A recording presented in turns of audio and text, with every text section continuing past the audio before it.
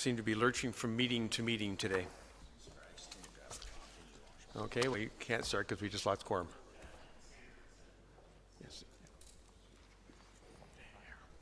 Oh, no, we can start. It is Wednesday, September the 27th, last day of summer today, I believe.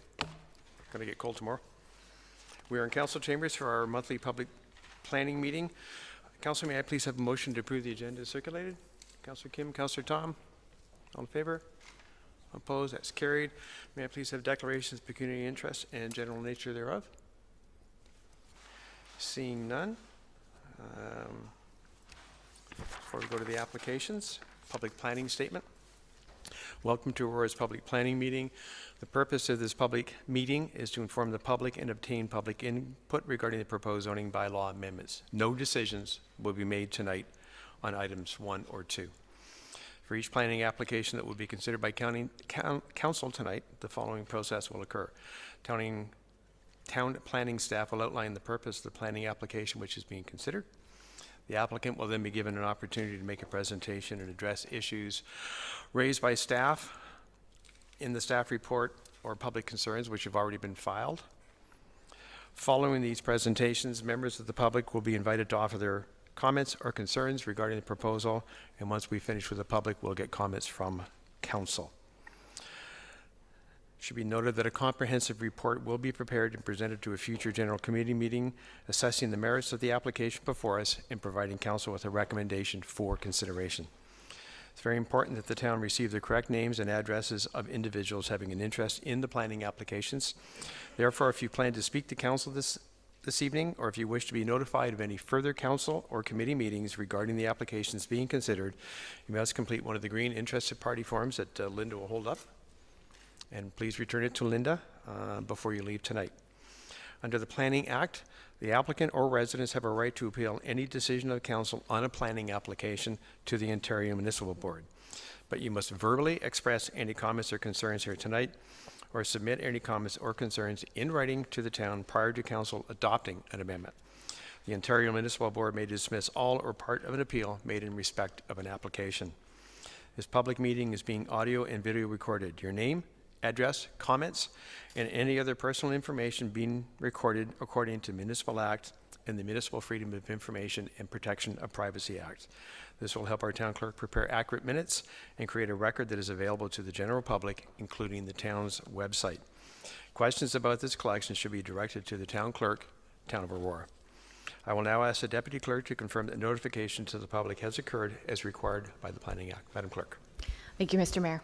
Respecting item 1, application for zoning bylaw amendment, Bar Group Aurora Limited, 15086, 15094, and 15106 Yonge Street, part of lots 1 and 2, registered plan 9, and lots 51 and 52, registered plan 246, file number ZBA-2017-04.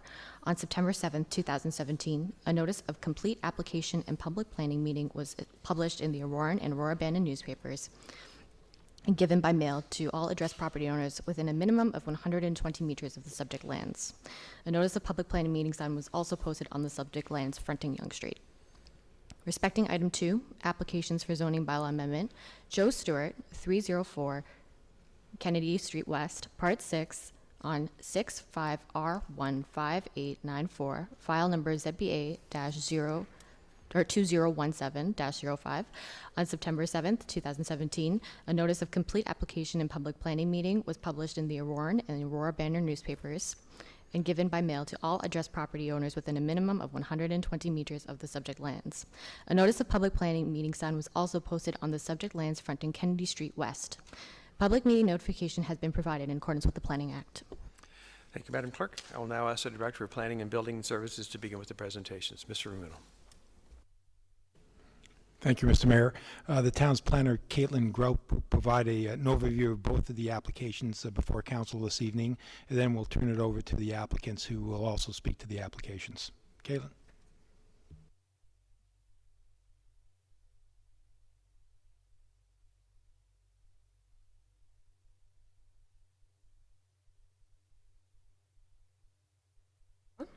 There we go.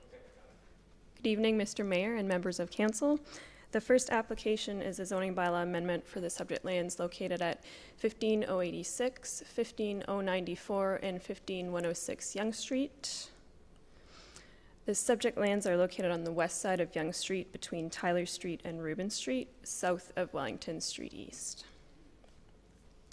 The main purpose of the amendment is to rezone the subject lands from Promenade Downtown Shoulder Central Commercial 1, R7, and EP to a Promenade Downtown Shoulder Central Commercial Exception Zone. And this is to permit the development of 2 multi-story stacked townhouse buildings with a total of 55 units and associated underground parking. This subject application was submitted under the previous zoning bylaw 2213-78 prior to the adoption of the new comprehensive zoning bylaw. And the applicant had requested R6 zoning. However, now that the new zoning bylaw 6017 has been adopted, the subject lands are zoned mostly PDS1, which is Promenade Downtown Shoulder Central Commercial, and the proposal generally fits within this zone. There are a few site-specific exceptions that will be required to the zone performance standards, and this, I'll show a table on the next slide that will show these to implement the proposed development form. And the development of the lands will be subject to a future site plan application to be considered by council. So this is a table showing the PDS1 zone requirements and the proposed, and I've bolded the exceptions that would be required for the development. Prior to final acceptance of the final zoning performance standards, they'll be evaluated in detail through the approved site plan. The proposed application will also be reviewed for consistencies with all of the applicable provincial, regional, and municipal policies as listed. And moving on to the official plan designation, the property is outlined in red. It is designated Downtown Shoulder in the Aurora Promenade secondary plan. And the secondary plan does permit up to 5 stories on the subject lands. And the zoning, so this is the existing zoning under the bylaw 6000-17. So you can see there is the PDS1 over the majority of the lands, R7 in a small portion, and the EP, Environmental Protection Zone, in a small portion at the corner. And the next 3 slides show the submitted concept plans, first being the conceptual site plan along with the underground parking plan. And next is the conceptual landscape plan. You can see that there is a proposed parquet as well as screened landscaping proposed along the western edge of the property. And the proposed conceptual building elevations as well. You can note from Yonge Street east to the west side of the property, the grade does go up. And the first submission has been circulated to internal and external agencies. Staff have identified some matters to be addressed prior to preparation of a final report, which I've outlined here, including compatibility and appropriateness, evaluation of the proposal in context of the promenade urban design and streetscape provisions, and how they relate to Yonge Street. As well, our heritage planner has highlighted consideration of a heritage plaque to commemorate the George Browning House, which was located at 15086 Yonge Street. As well, comments from the Conservation Authority relating to that small EP area in the corner. And in conclusion, staff will undertake a technical review of the subject applications, addressing any agency departmental comments, as well as comments received from the public and council tonight and any other correspondence received. And a comprehensive report with recommendations will be prepared and presented to council at a future general committee meeting. That's it. Thank you. Thank you, Caitlin. I'll now invite the proponent, I believe Mr. Tarenko will be speaking for the proponent.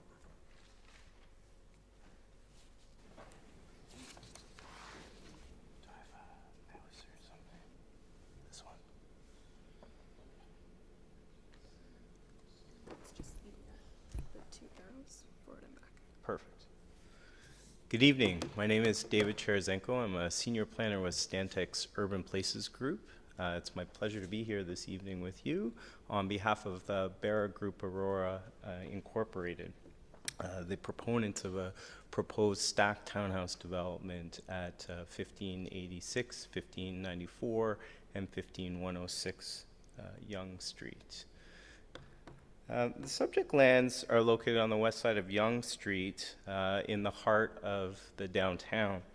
The southern property, as mentioned in Caitlin's presentation, was known for the George Browning House, which was demolished by consent of the Heritage Advisory Committee in 2011.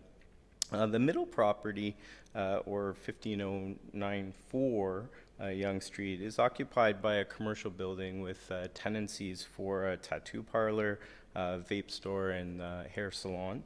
And then the northern property, which is 15106 Yonge Street, has a two-story residential apartment building with front yard parking on it. The subject lands, as you very well know, are set within the context of the Aurora Promenade, Yonge Street's downtown, the Yonge Street and downtown of Aurora. And it's designated downtown shoulder, which is intended to reinforce the residential character of Yonge Street as it supports the downtown. Just a quick moment on some of the challenges or constraints of developing this property. Due to the fact that we're assembling three fairly disparate properties, disparate from a physical perspective, we're led with some topographical challenges. At the north end of this site to the south end of this site, we're dealing with approximately a 6-meter change in elevation, which is quite challenging. So this is probably most evident by the fact that there's a 3-meter retaining wall along Yonge Street on the southern property, which is 15086. And then, so that 6 meters is made up as you come north towards basically the low point on the property, which also presents another challenge in the northeast corner of the property. Can I point with this as well?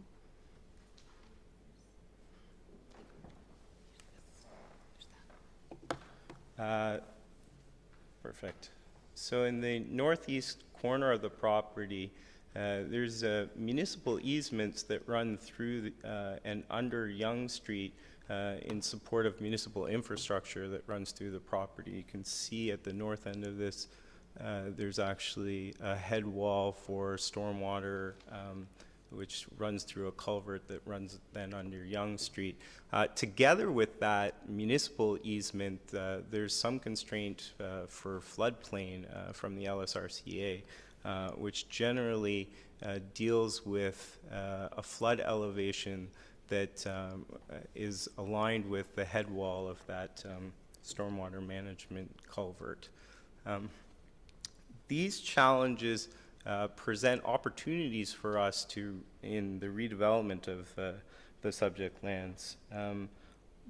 Due to the fact that the property is dropping significantly from the south end to the north, we have an opportunity to readdress Yonge Street with a development proposal that would regrade the property so that it matches the grades along Yonge Street, but at the same time protects all of the grades of the adjacent properties to the west, so that basically we're creating a development that matches existing grades at all of the properties and is also reflective of those grades.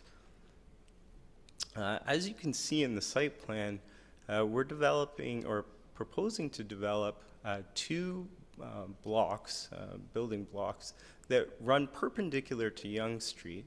And down the middle of the development is a landscape muse that terminates at a parkette at the western limit of the property.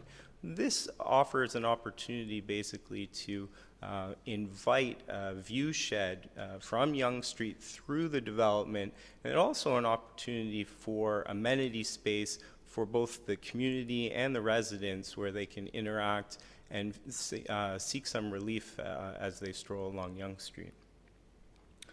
All of the parking except for 3 visitor parking spaces are proposed in an underground level of the development. The 3 parking spaces are basically just here at the north end of the site and are designated for visitor parking that are just dropping off groceries or deliveries. The majority of the parking for both residents and visitors are provided in the underground parking garage. There are approximately 70 spaces, which generates a rate of 1.25 parking spaces per unit, including the visitor parking.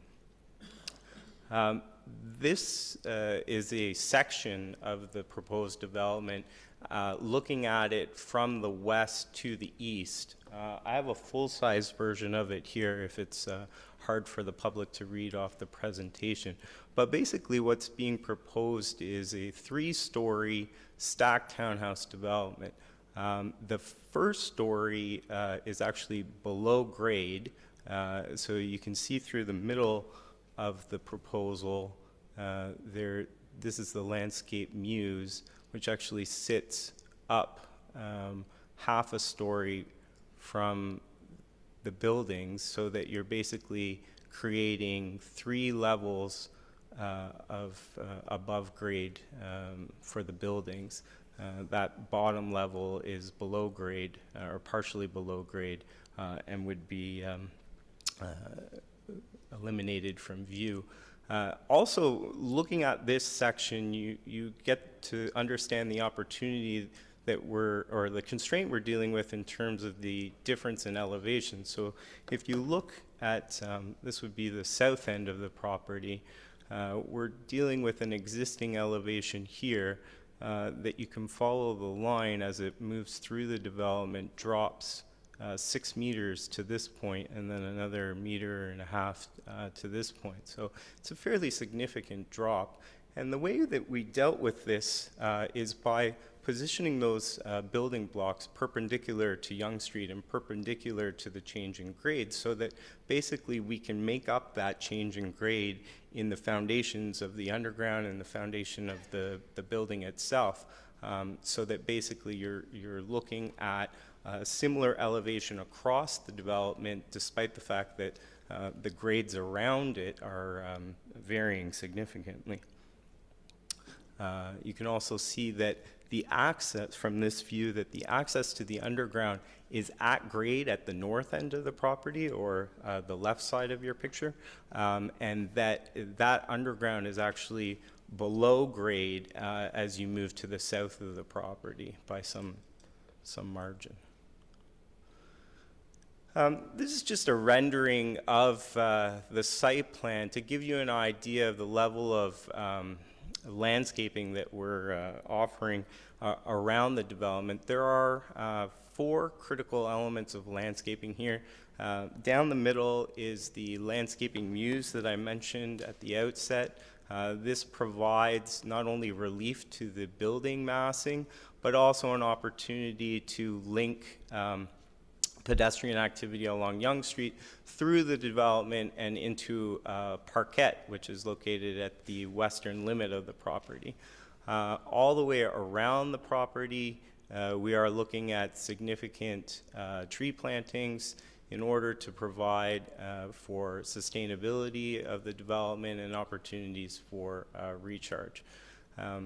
In addition to this, we have proposed fairly significant and welcoming landscape treatments at both ends of the blocks and in the middle of the landscape muse to complement the Yonge Street Promenade, or the streetscaping that's been identified in the urban design guidelines, so that this development also offers a relief from the fairly urban realm that would be identified along Yonge Street, and some relief in the vegetation and the landscaping that we're proposing as part of the development.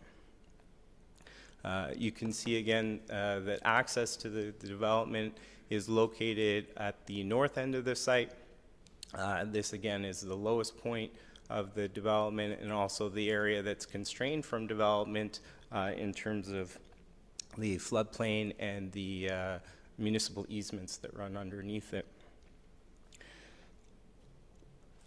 I just wanted to bring forward, and I don't know if these are as legible from this distance as I was hoping, but basically we conducted a sun shadow study when we were developing the early concepts for this to try and deal with the fact that we want to create the best opportunity for the surrounding neighborhood in terms of shadowing impacts. And we found that by positioning the two building blocks perpendicular to Yonge Street, the shadows that are developed from the development actually shine on or shadow on each other, as opposed to the development or the existing properties to the west.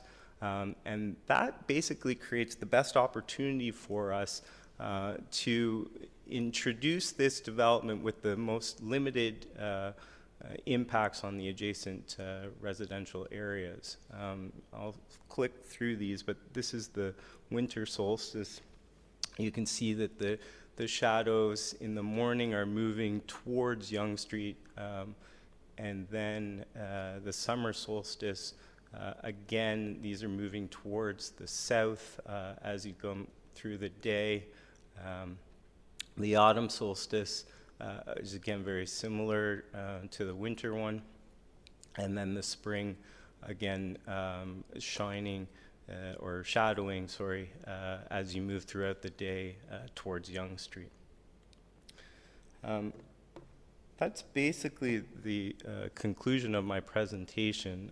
I did note a couple of comments from staff on the application. We, of course, will be providing a comprehensive response to all of the comments. And as you can see, we are at the early stages of the actual physical development of the site or the architectural design. So opportunities to change the building massing, the materials, that sort of thing, all those decisions are still yet to be made. So we have opportunities to respond to those concerns. Thank you. Thank you, sir. We'll now open it up to members of the public. Excuse me. And if, for those who may not be familiar with the process, we invite you to come up to the microphone. You have 5 minutes to give us your comments. There will be a chime at the 4-minute mark, and then the microphone does turn off after 5 minutes. You may come back a second time. We try and go through at least the people who wish to speak one time.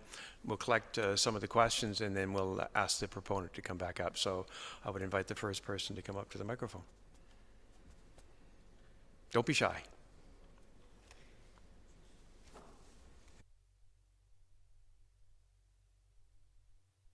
Yes, I just had a question. I'm sorry, I forgot to mention it. I apologize, sir. If you could give us your name and your address, I would appreciate it. Sure. It's Mark Donater at 96 Temperance Street. Thank you, sir. Just curious, once they start excavation on this, if there's going to be any shoring, pile driving for shoring going on. Okay. Just because the work that the gentleman was talking about before with the head wall and that line went through there, they had to pile drive shoring in there at that time, and the houses on Temperance Street are very old, and it just shook through the ground because it's all wet clay down through there, and just shook my house to pieces almost. So just wondering if that's how that's going to be addressed. Okay, sir. Thank you. Thanks.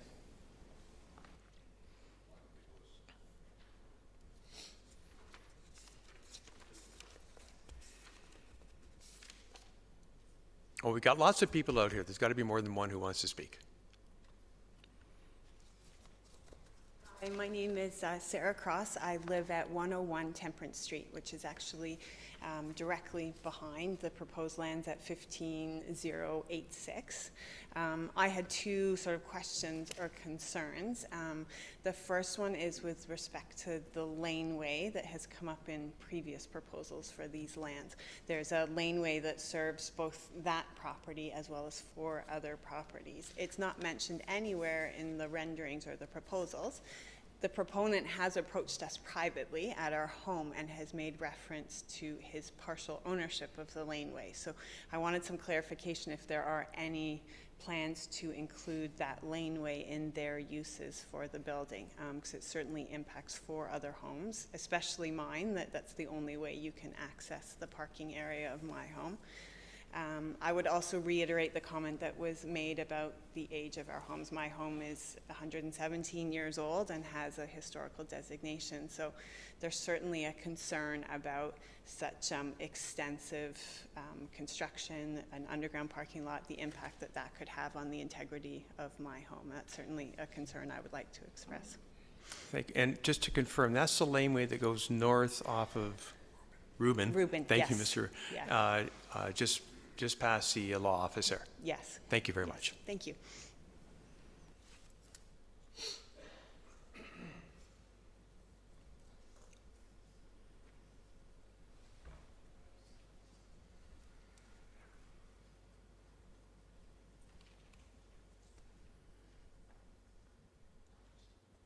My name is Barry Bridgeford. I live at 113 Temperance. Firstly, a clarification I would like to hear. 3 or 4 levels above the parking level. My understanding is there are 4. I hear references to 3, but the diagram tells me 4. So I'd like to hear a clarification on that. My other issue is the environmental protection and municipal easement issue. This is a tunneled creek, and I'm wondering, is that tunneling going to be extended? And what provision does the town envision for maintaining or repairing said tunnel? Should damage occur or blockage occur? Here we have access, the only vehicular access to the property, over top of a maintenance and access right-of-way. I personally find that kind of contradictory, that this easement is not being kept available to the town, or if it is primarily accessible to the town, this would compromise the vehicular access to the property occupants. Thank you very much. Thank you, sir.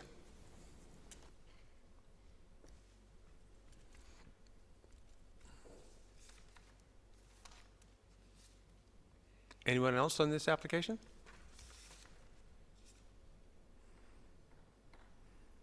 Then I will ask.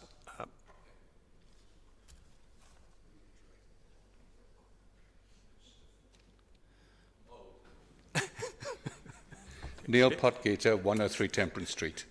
Hi, guys. Something eventually had to be built behind me. I realize that. But I have a great concern of when they start constructing, of potential damage to my property, which is a 115 or so year property. And previously, when people were working on Park Place Manor or in that location, when there was heavy construction done, we could hear the vibrations. And I'm just hoping that the proper precautions will be taken, and assured that will be taken, to safeguard the existing 100-year-old homes in that neighborhood, which is an old area, as you guys know. Thank you. I'm just reiterating Mark Donato's comments that they be very, very careful. Okay. Thank you. Okay?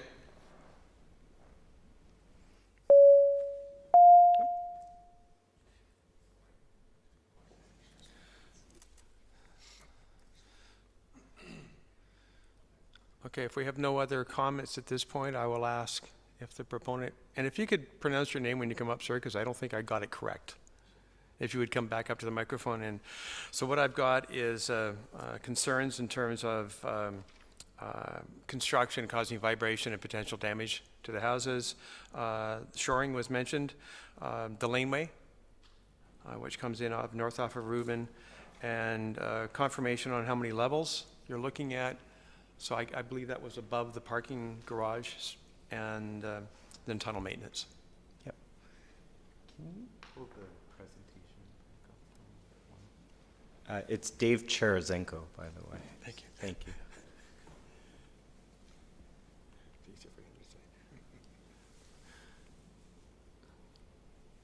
Okay, I'll start with the survey plan.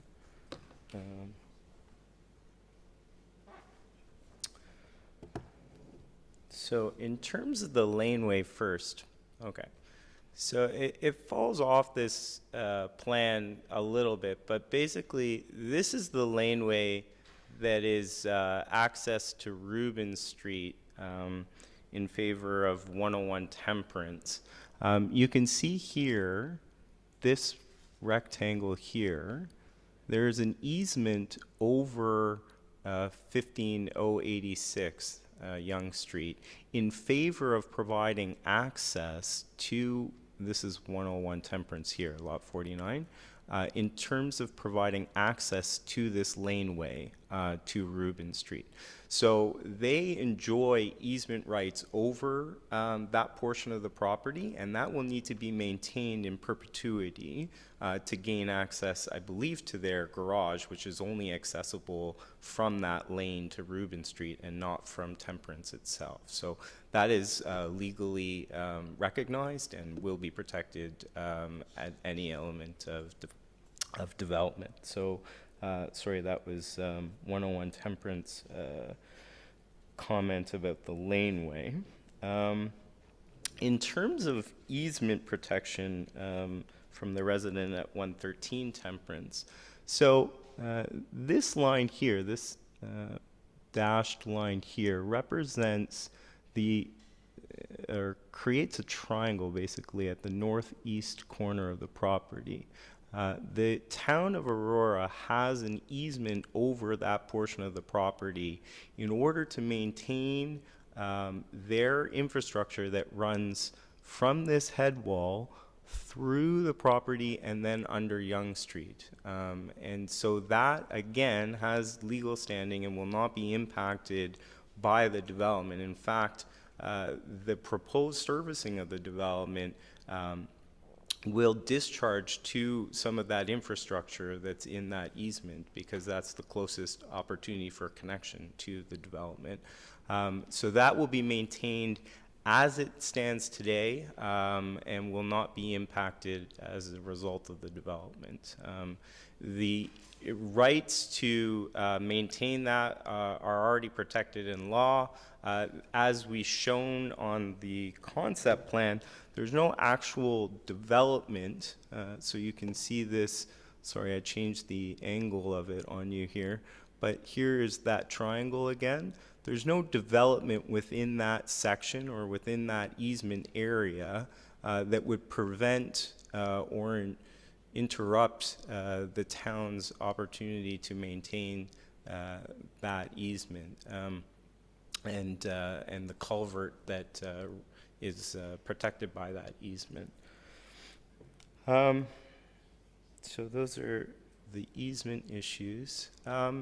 Just to clarify this story conversation, so story in terms of height of the proposed buildings. This dark hatched area represents the proposed grade of the development through the middle of the property.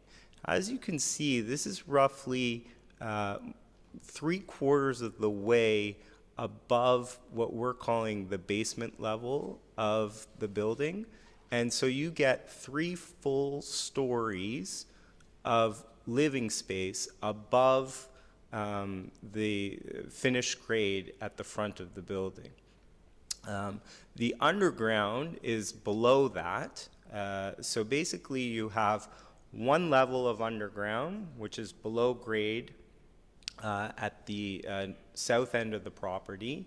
You have another basement level, which is mostly undergrade or partially undergrade as a result of the proposed finished grade, excuse me, through the middle of the property. And under the building code, that's where we establish the height of the building is from the proposed finished grade up to the height of the building. So if you run the height from there, this is considered under the building code, Ontario Building Code, a 3-story building. And actually, the way that we design the building blocks, and I have it here on the elevations, is to step down the buildings in terms of height as they come towards the rear of the property or the west of the property. So at the front, at Yonge Street, where the grades are more significant, and we're trying to match the grade at Yonge Street, the height is just over 15 meters. But then as you move towards Temperance, or the west end of the property, the height of the building is reduced to just over 12 meters in height. So we're actually stepping down the building to match the grades as we come forward. I should also mention that the grades of the properties on Temperance, so all the properties that back onto the proposed development site, are all sit about 3 to 6 meters above the elevation of the property. So they're already higher than the proposed finished grade of the property, and therefore the scale of the buildings will be diminished by the fact that those properties already sit at a higher elevation than what's being proposed here. The last one around shoring and piling, I regret to inform the public that I don't have that information at the moment. We're at the zoning stage in the development process, and we haven't done full building sciences and engineering to understand what the piling and shoring requirements will be. There will be fairly significant regrading. As I mentioned, there's a 6-meter difference between the south end of the property and the north end of the property. So regrading to introduce the underground parking level and that partial basement level will be required, and a retaining wall will be built into the foundation of that underground level to make up the difference and shore up the sides of the property to match all the existing grades around it. But that will be determined, and obviously any vibration issues or concerns will be addressed by a structural engineer as we move forward, or if we move forward through the development approvals process.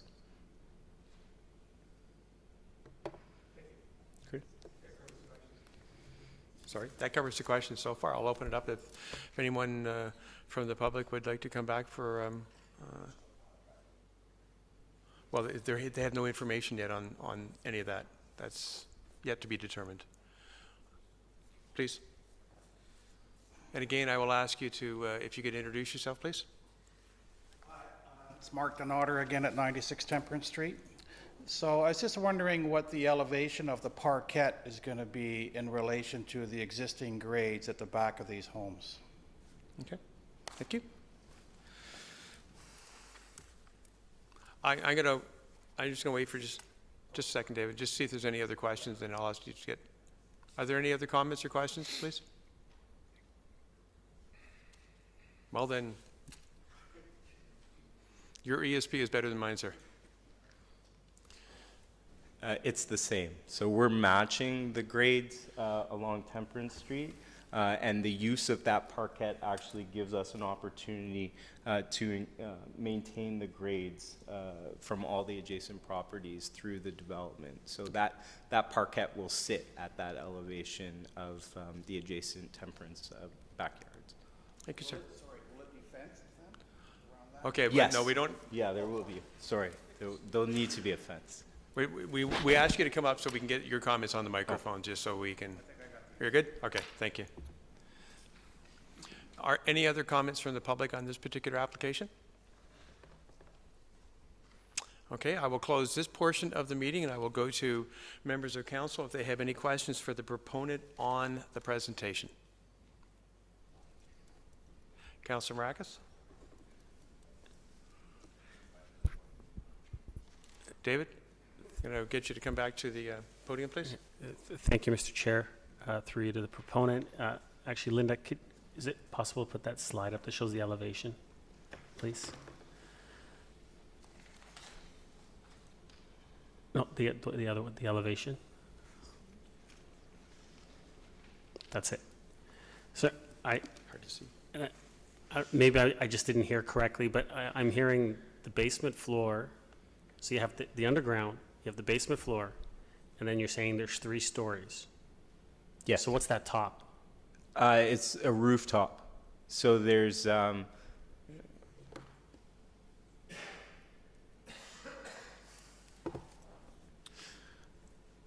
basically this box here and this box here are the access to the rooftop gardens that are provided for those units. Those are the private amenity spaces for the residents of those units. So there's three levels above grade. There's 1 level partially below grade, and then there's a rooftop level above the third floor, and then the underground below all of that. Okay, through you, Mr. Chair, to the proponent, has there been any consideration or any thought as of yet to where, once construction does begin, where workers' vehicles will be parked? Parking is limited within the area. There's I believe there's no parking on Temperance, so it would be. I'm just wondering if you guys have worked out a plan or an idea of where they would be parking. No, we haven't developed a construction management plan at this stage. That would come forward at the site plan stage. Okay, thank you. That's it for now. Councillor Thompson. Thank you, and I'll also ask Linda if she could just put the site plan side, the one that's from overhead, shows the greenery. This one or That one would be fine. Just Sure. 2 quick questions. So, one, going back to the town's right away in the bottom right hand corner. You said there's no development, but yet there is a road there. So I guess if there were a situation occurring where the town needed to dig and access, it would essentially cut off all parking for the facility. So I guess, is there some alternative means to get in and out if that were to occur? Yeah, so my understanding is that culvert that's represented by the easement in favor of the town, which is carrying stormwater through and under Yonge Street, was recently, like in the last 10 years, reconstructed, and I believe they did directional drilling to introduce that new culvert. So basically from the north end of the property, there's an opportunity to access the culvert, make changes to it. If ever it needed to be removed entirely, over the life cycle of that type of infrastructure, then the access would be temporarily interrupted. But my understanding of those type of activities is it would be limited to a matter of a day or a period of hours when they actually have to do the construction. So the amount of interruption to the access would be limited. Thank you. And my second question really is, I see 55 units there. How is garbage going to be handled? Because I don't see any, space receptacles to deal with it. So how is that going to be managed? It'll be privately handled. So a private garbage pickup will have to come in. There'll be common areas in the underground to collect the garbage, recycling, etc., and it'll be picked up by a private operator and disposed of. On a weekly basis, regular basis? I think those things can be determined through the site plan process. I'm not sure exactly what the town standard is for private servicing, but yeah, it definitely could be equivalent to municipal garbage collection. Thank you. Councillor Gardner. Thank you. Interesting proposal. How wide is the Muse area? The Muse area looks to me like it is the access point for the townhouses. Yes.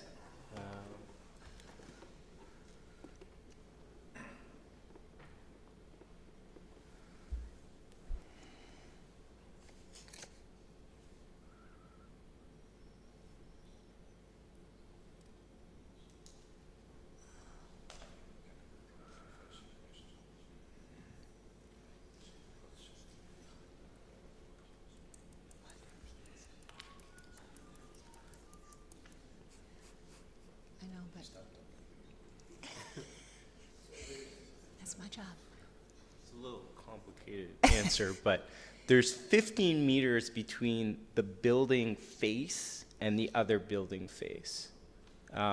So that's 15-meter span across. However, you can see, I think it shows up better in the, no, maybe not. You can see that there's basically porches and walk-ups to the first level of the building that would be intruding in that 15 meters. So I don't have a dimension of clear green space between those porches, but basically from building wall to building wall, there'd be 15 meters of separation. Thank you. From these type of developments that I've seen in Toronto, people treat the Muse area, as you're calling it, as their area. So so you think they're going to enjoy people walking through that to get to the parkette? Sure. So each of the units have a clearly defined private open space. It's not. It's shown basically as the white area on this colored version. So in the front of the building, it's basically the area adjacent to the porch at the basement level, which will be exposed before the building envelope starts. And then at the rear of the property, all of that space that's between the heavy outline of the building envelope and the edge of the property, that's all outdoor amenity space dedicated to the residents that are adjacent to it. And then for the upper level of the units, they're all being provided with rooftop amenity space, so that will all be private amenity space. So basically every unit in the property has its own private amenity space. And in addition to that, we're talking about the landscape muse, the parkette, the vegetation around the property that can all be commonly used. Thank you. And the rooftop space these aren't 4-story townhouses. Are these 4-story townhouses? No. No. No, they're stacked. So basically Go ahead. We've had experience recently with stacks, so I know what it means. But how do people get up to the rooftop amenity area? They're climbing 4 flights of stairs? So I think this view sort of gives you an Thank indication of where access to where the separation between the units are. So that upper level, the third level above grade, on the front and the back side of each block are separate units. And each one of those will have a stairwell from that level dedicated to themselves to their individual private amenity spaces on the roof. And so the lower 2 units, the unit that basically is at ground level and the one that's at the basement level one will have amenity space on the back side of the building, and the ground level unit will have private amenity space next to the porch in the central area. Thank you. I think this is my last question with respect to your presentation. The shadowing, so there is a lot of shadowing on this development. The shadowing studies that you showed, what time of day was that? So we had, this is all as per the town's requirements for sun shadow study. So this is the winter solstice at 4 times a day, and I believe that says okay. 9:30, 12. It's 9:30, 12:30, 3:30, Sorry, 6:30. my mistake. I didn't see that. Yeah. So this is winter. And could you just quickly go through the other Sure. ones? Just So you this don't is- have to say anything, just so I can see them. Thank you.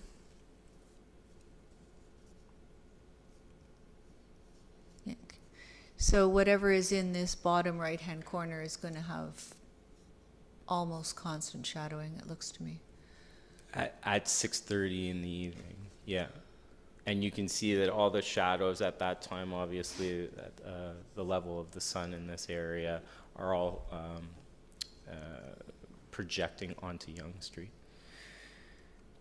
Thank you. How wide is the Muse area? Not the Muse, the Parkette, sorry. How big is the Parkette? So it's the width of the, so it's going to be approximately 15 meters wide by almost 20 meters deep. Thank you. And what is of the most importance to the residents, I think, who are here, apart from the laneway, is the protection of their homes and the vibrations and the possible damage to their homes. And that would be very important for council to know because we want to protect our residents. So at what stage are we going to know all the precautions that the developer is going to put in place to protect the residents?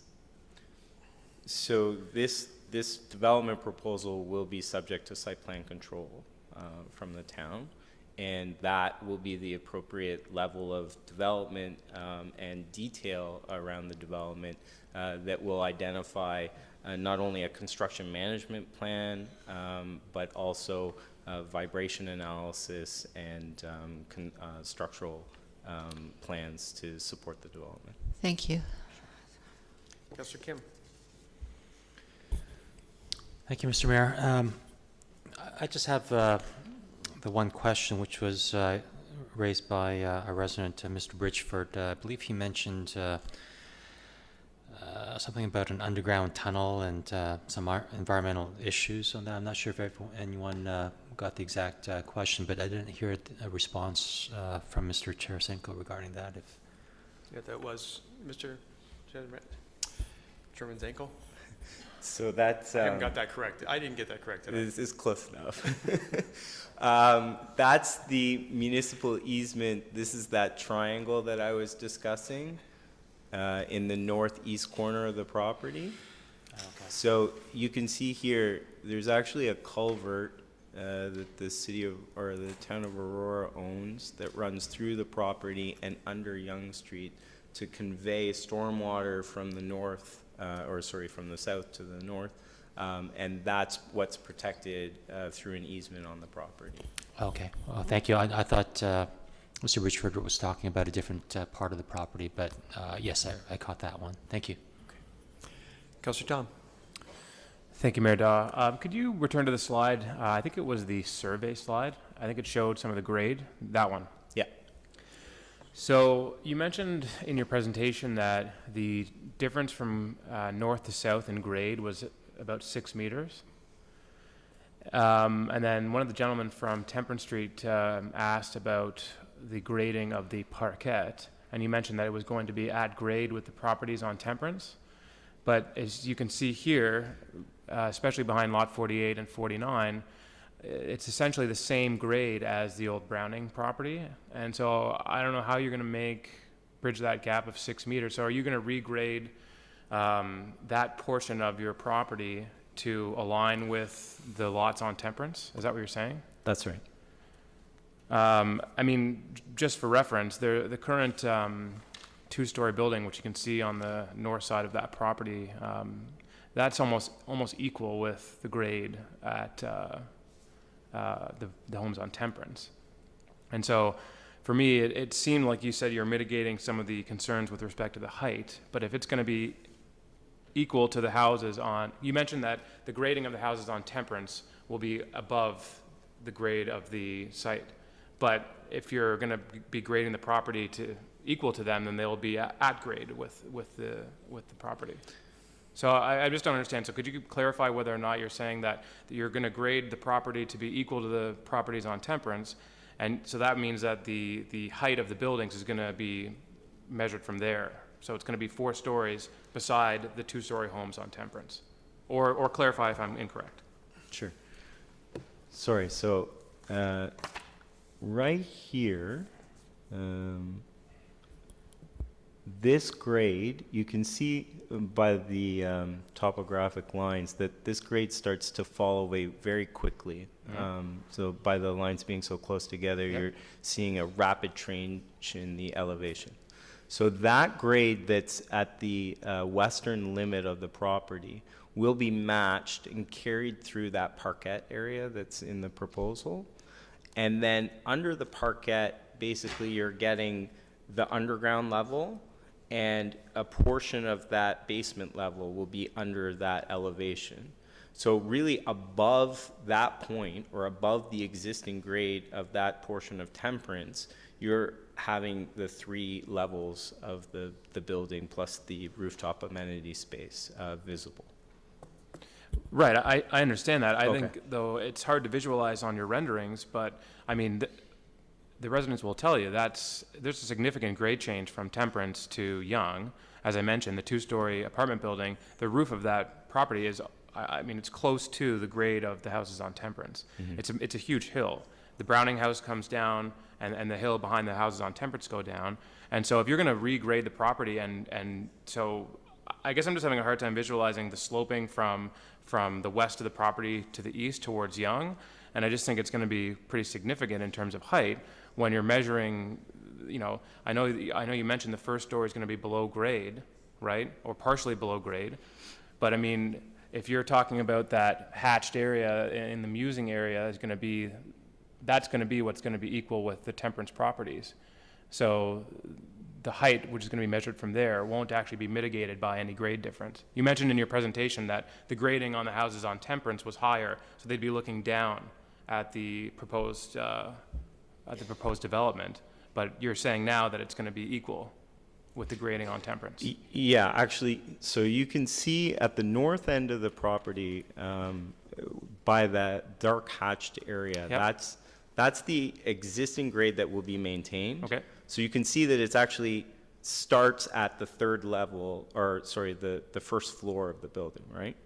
And then as you move through the middle of the development, we'll be cutting away the grade, and so that the middle of the property will be basically equal with that height of the southern property. And then you'll see at the very north end of the property, we're actually going to have to fill a little bit to bring the property up in terms of grade to make up that difference. So yes, there will be varying grades because as you pointed out, as you move further north, also the properties on Temperance start to go down as well. So the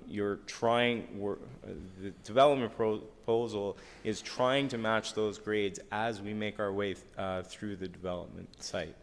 Right, but I mean, I think if you go back to the survey, I forget what lots they are, but 95, 99, 101, and 103 are all relatively similar in grade, and then it falls off after that. Anyhow, I just want to get clarification because in your presentation you made it sound like that these houses would maintain their kind of perch above this site, but you mentioned that the parquet's going to be at grade with the houses on Temperance, which means that the whole site is going to be at grade with the properties on Temperance. So I just want to make sure that that's the case, and I think you've answered my question for now.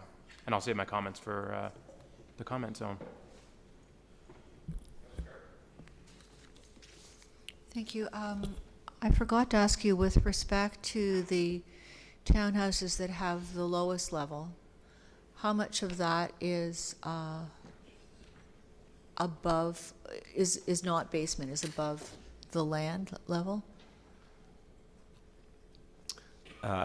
So through the middle of the property, this basement level is below grade through the middle here. That's established grade, and then there's short steps up to the first level. So that's the portion of the basement level that's above grade. At the rear of each block, we've excavated on this side and then exposed on this side to have it fully exposed at the rear side of the buildings. But the townhouses that are going to be adjacent to the Mews, both of them, will have, it looks to me like more than half their space below ground level. Yeah, but at the front, these sort of blacked out boxes at the front will actually be excavated down around where the porches and the steps up are, so that they have their amenity space in front of their units. Thank So you. limited space. Thank you. Are there any other questions from council? Okay, thank you, sir. Thank you. I will ask for a member of council to put the report on the floor, please. Councillor Thompson, thank you. Is there a second? Councillor Kim? Comments or questions to staff? Councillor Tom? Thank you, Mayor Daw. So just continuing on, and I saw some, Marco making some comments on the side of me here. I have a huge issue with understanding the grade of this site, this proposed site, and it wasn't really made clear, I don't think, in the presentation. We got a little bit of clarity from the proponent. However, it still, to me, seems like it just doesn't make sense. If anyone who's seen this area of town knows the drastic drop-off of grade from the Temperance Street properties to Yonge Street. So, Mr. Amuno, could you clarify what's going on? Because, you know, they're asking for a major exception in height, and that might not be an issue if it's much lower than the residential houses on Temperance. But if it's going to be at grade with those houses, then, you know, that's a whole different ballgame. So could you perhaps take a stab at clarifying that for me? Mr. Muno. Through you, Mr. Mayor. I'll try. Based on this preliminary information that we have, and we'll need, you know, more detailed grading plans, you know, at the site plan stage, is they do have some challenges with respect to the grades. The proposed access at the northern end is really at level with Yonge Street, and I think there are going to be some retaining walls, whether they're standalone retaining walls or the building themselves act as retaining walls along the southern boundary, and based on my understanding, even along that western boundary against the Temperance Street properties. But when you're viewing these stacked townhouses from Yonge Street, you know, you'll be looking at, you know, essentially 4 stories. But if you're in, you know, in your Temperance Street backyard, you may be viewing, you know, a story or perhaps 2 at the top, tops from your Temperance Street property. But again, we're gonna, next time we come back with the additional information, we'll try and have more detailed information from the applicant with respect to the grades and some perspectives from, again, Yonge Street and views from Temperance Street. That would be great, because, again, they're asking for significant height differences. I know that if you even look at page 12, you can see that there is a grade change going from west to east. Obviously, the height of the building actually looks like it goes up from the Yonge Street elevation towards the rear, but obviously the grade changes as well. So in terms of stories, it's going to be maybe 2.5 or 3 at the back end, but the building height is the same. So whether or not it's above grade or not, it's still going to be, you know, a fairly significant building for the people that live on Temperance. So that's one of my major concerns. I mean, height increases is quite large. I know we spoke a bit before the meeting, Mr. Amuno, about the allowances for height in the new PD zone, which allows for 4 and 5 stories to 18.5 meters, but there's restrictions on setbacks from the 3rd floor. Obviously, this doesn't really have any of that, so they're still asking for a pretty significant increase from 10 to 15.8, and to me that seems,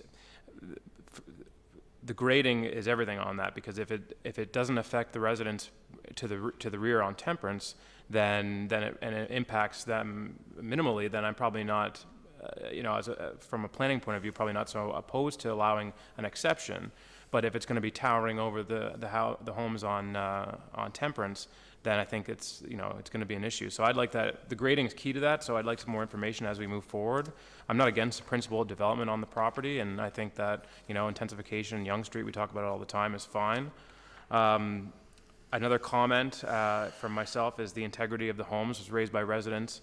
These are all old homes through the construction process, and so certainly we would like staff to really take a look at that and certainly get some assurances from the proponent that the homes aren't going to be damaged by any vibrations or construction. And the PDS1 zone, it's an exception zone that they're applying for, which is, if I'm not mistaken, a commercial exception zone. Let me see if I can get it here. Promenade Downtown Soldier Central Commercial Exception Zone. So I imagine the exception, the central commercial is in the PDS1, and it envisions commercial at grade with residential above, essentially. My only question is, will a commercial zone allow for uses in these townhomes that is commercial, or is it going to be strictly residential usage? And will that play a factor later on if we allow for this exception zone? Mr. Muno? Through you, Mr. Mayor. So the previous zoning on most of the properties along Yonge Street had a C2 central commercial zone. As part of our new zoning bylaw, the new zone category in this portion is Promenade Downtown Shoulder / central commercial. So a variety of uses are permitted in that zone, residential, commercial uses, but the specific zoning request is just to permit the stacked townhouses. So that would be crafted in the ultimate zoning exception.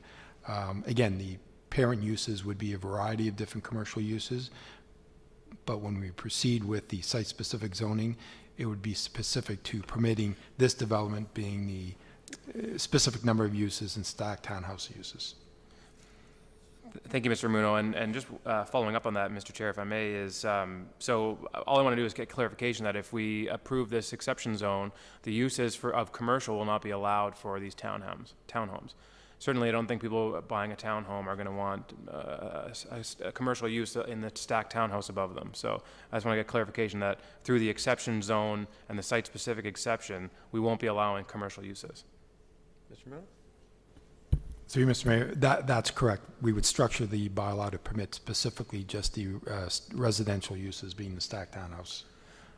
Thank you, and thank you, Mr. Chair. Like I said, I'm not against principal development on this property, and would be happy to see it move forward to a GC. But I really need to get the grading and height addressed before I'm able to fully put my stamp on this one. Thank you. Councilor Gardner. Thank you, Mr. Mayor.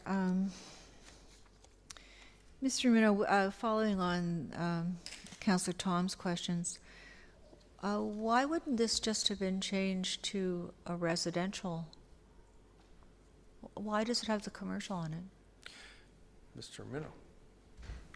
Certainly. Through you, Mr. Mayor, as part of our comprehensive zoning bylaw review, when we did report to council, we identified that within the promenade area, we were going to update the zoning bylaw with the promenade uses, specific uses and land uses, and we were going to update the parking provisions to reduce the parking standards, but we left all the other performance standards, the heights and the setbacks, as they existed under the previous C2 zone, because it was just a little too complicated to provide those updated performance standards on every parcel of land up and down Yonge Street.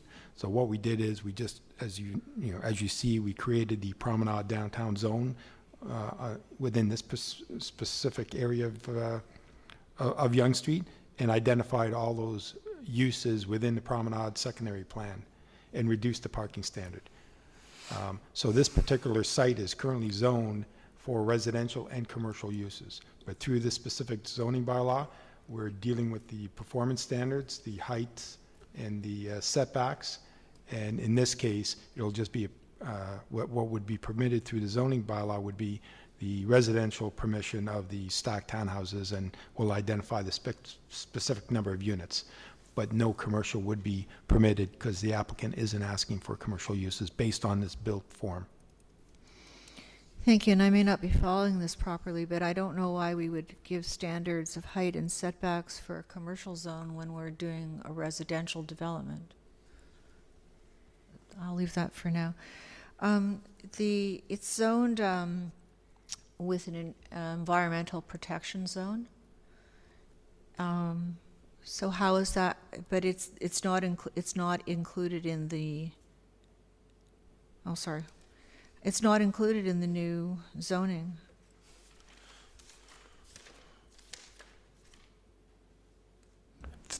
Through you, Mr. Mayor.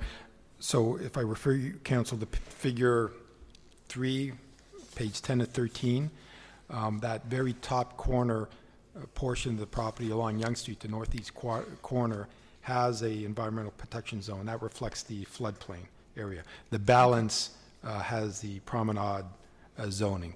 So when we get to a point where we draft the site-specific zoning, that EP area will still show, will still reflect that floodplain area. And there's Thank no- you, but aren't we being asked tonight to do a zoning bylaw amendment? No. That's the request, but again, we'll have to come back with a further recommendation report, and then we'll follow with the actual drafting of a zoning bylaw. So we're not there yet. The request is to rezone the property to permit the specific development of the stacked townhouse. Okay, again, I may not be I obviously am not understanding this, but if there's an EP zone in this property, that has to be carried forward. It has to be included in the new That would be in the bylaw. I think what Ms. Ramuna said was that would be in the bylaw. We're not Okay. proposing to remove the EP's zone from the property. Okay, I'm sorry, I would just think it should be here on our sheet of paper with the application for a zoning bylaw change. The other thing is, where does the Heritage Downtown Core end? Do you have that handy, Mr. Ramuna? I thought it was 4 or 5 blocks south of Wellington. Through you, Mr. Mayor. Yes, the heritage, under Schedule D of our official plan, the heritage resource area does extend to Kennedy Street. That's correct. So south of the subject lands. Councillor? So as it's in the heritage resource area, wouldn't it have special parameters associated with it? Mr. Ramuna? Through you, Mr. Mayor. Not necessarily, because the property was at one time a listed property or a designated property, but that was removed from the list a number of years ago when the Browning House dwelling was demolished. So we do have the promenade design guidelines that will ensure that the application adheres to, just from a urban design and architectural standpoint. But the property itself does not have any historical significance. Thank you. I think I understand that, but it's still in this special heritage resource area that we've said we're going to protect. The other thing is the floodplain. So the driveway is going over the floodplain. So does that mean the driveway can be flooded out? Through you, Mr. Mayor. Yeah, that portion of the floodplain is at the northern end. So we'll need to receive comments from the Conservation Authority, because that portion of the property is within the regulated area. So we'll have that detailed information from the Conservation Authority when we report next to council.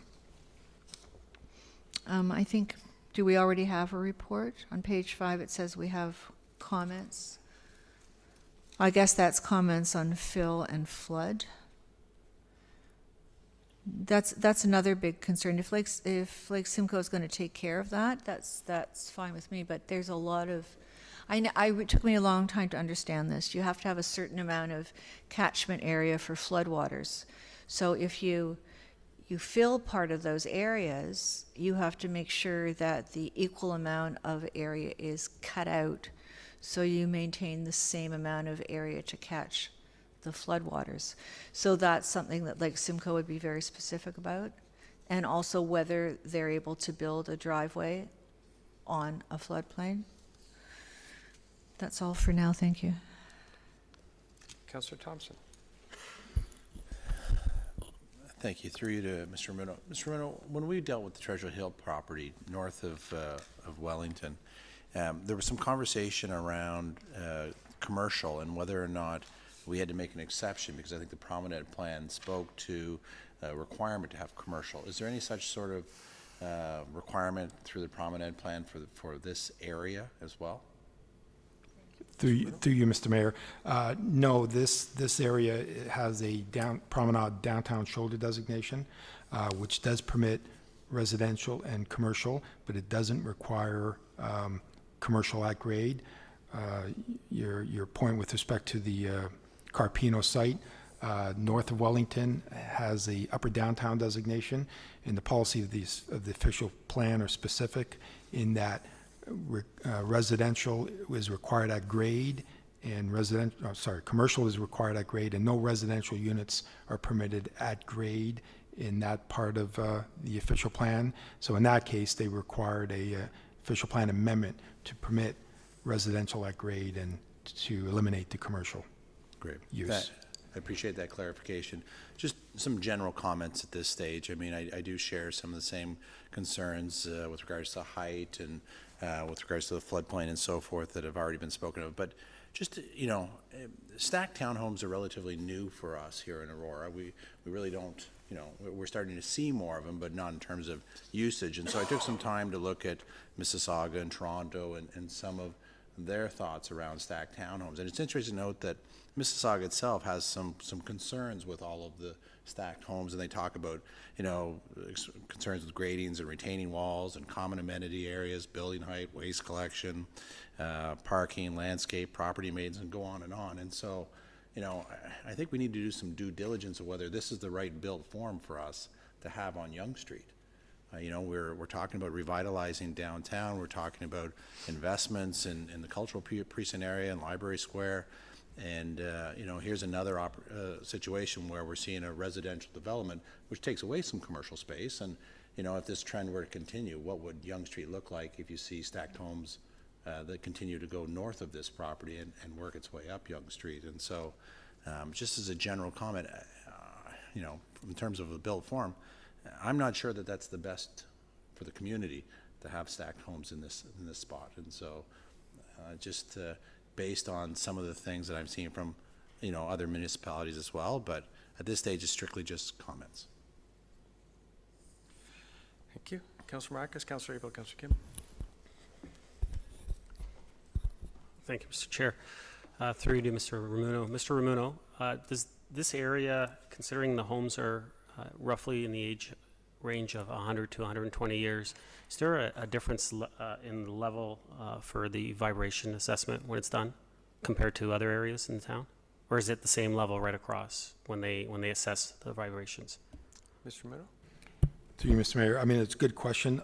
I don't know for certain, but what we would do, you know, best engineering practices at the development agreement stage, in this case, the site plan agreement, we would require not only a construction management plan, ensure that we're aware of what type of foundation is being put in, whether it's shoring or tiebacks. We would also impose a condition to require the applicant to ensure that there's pre-construction and post-construction surveys, and they would install some vibration monitoring before they start. So before they actually start any excavation, they would approach the properties immediately, you know, adjacent to the development along Temperance Street, and install some vibration monitoring. That way, they can ensure that there isn't any undue negative impacts during the construction period. So it would be an engineered condition that we would impose. Councilor? Thank you. And I'd actually like to see a little bit more of that report, just because we've already had instances, especially down in Ridge Road, where we went down and they were compacting the road, and the road was pretty far off from a few of the houses on Ridge Road, and those houses were shaking and vibrating throughout the whole house, and that was at an acceptable level.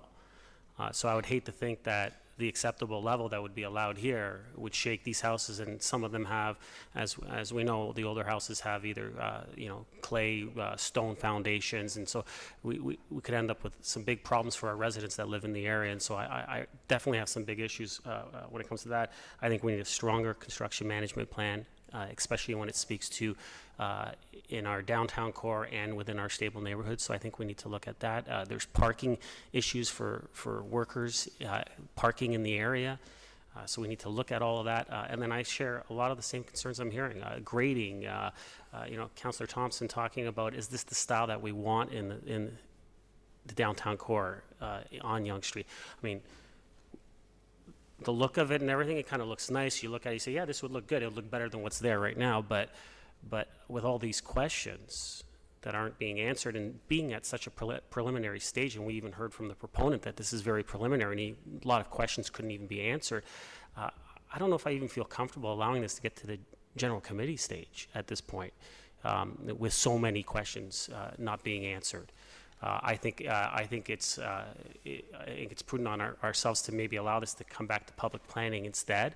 Have the proponent go back, work with Mr. Ramuno and staff, and get answers to a lot of these questions, and come back with a proposal that we can look at and we can get those answers and feel comfortable moving forward. And so that's where I'm at right now. I just want to make sure that we do the right thing in this area and we protect our residents as well. So if it's going to go to the general committee meeting, I'll be voting against this right now. Councillor Abel, Councillor Kim. Thank you, Mr. Mayor. Today we are approving a zoning, but we're spending a lot of time on what I would think is what is called the site planning, which is the grading and the height and all those things. And those issues can be brought up at this meeting, but they would be addressed at a site plan application. Mr. Mayor, if I could be clear on that. Mr. Ramuno?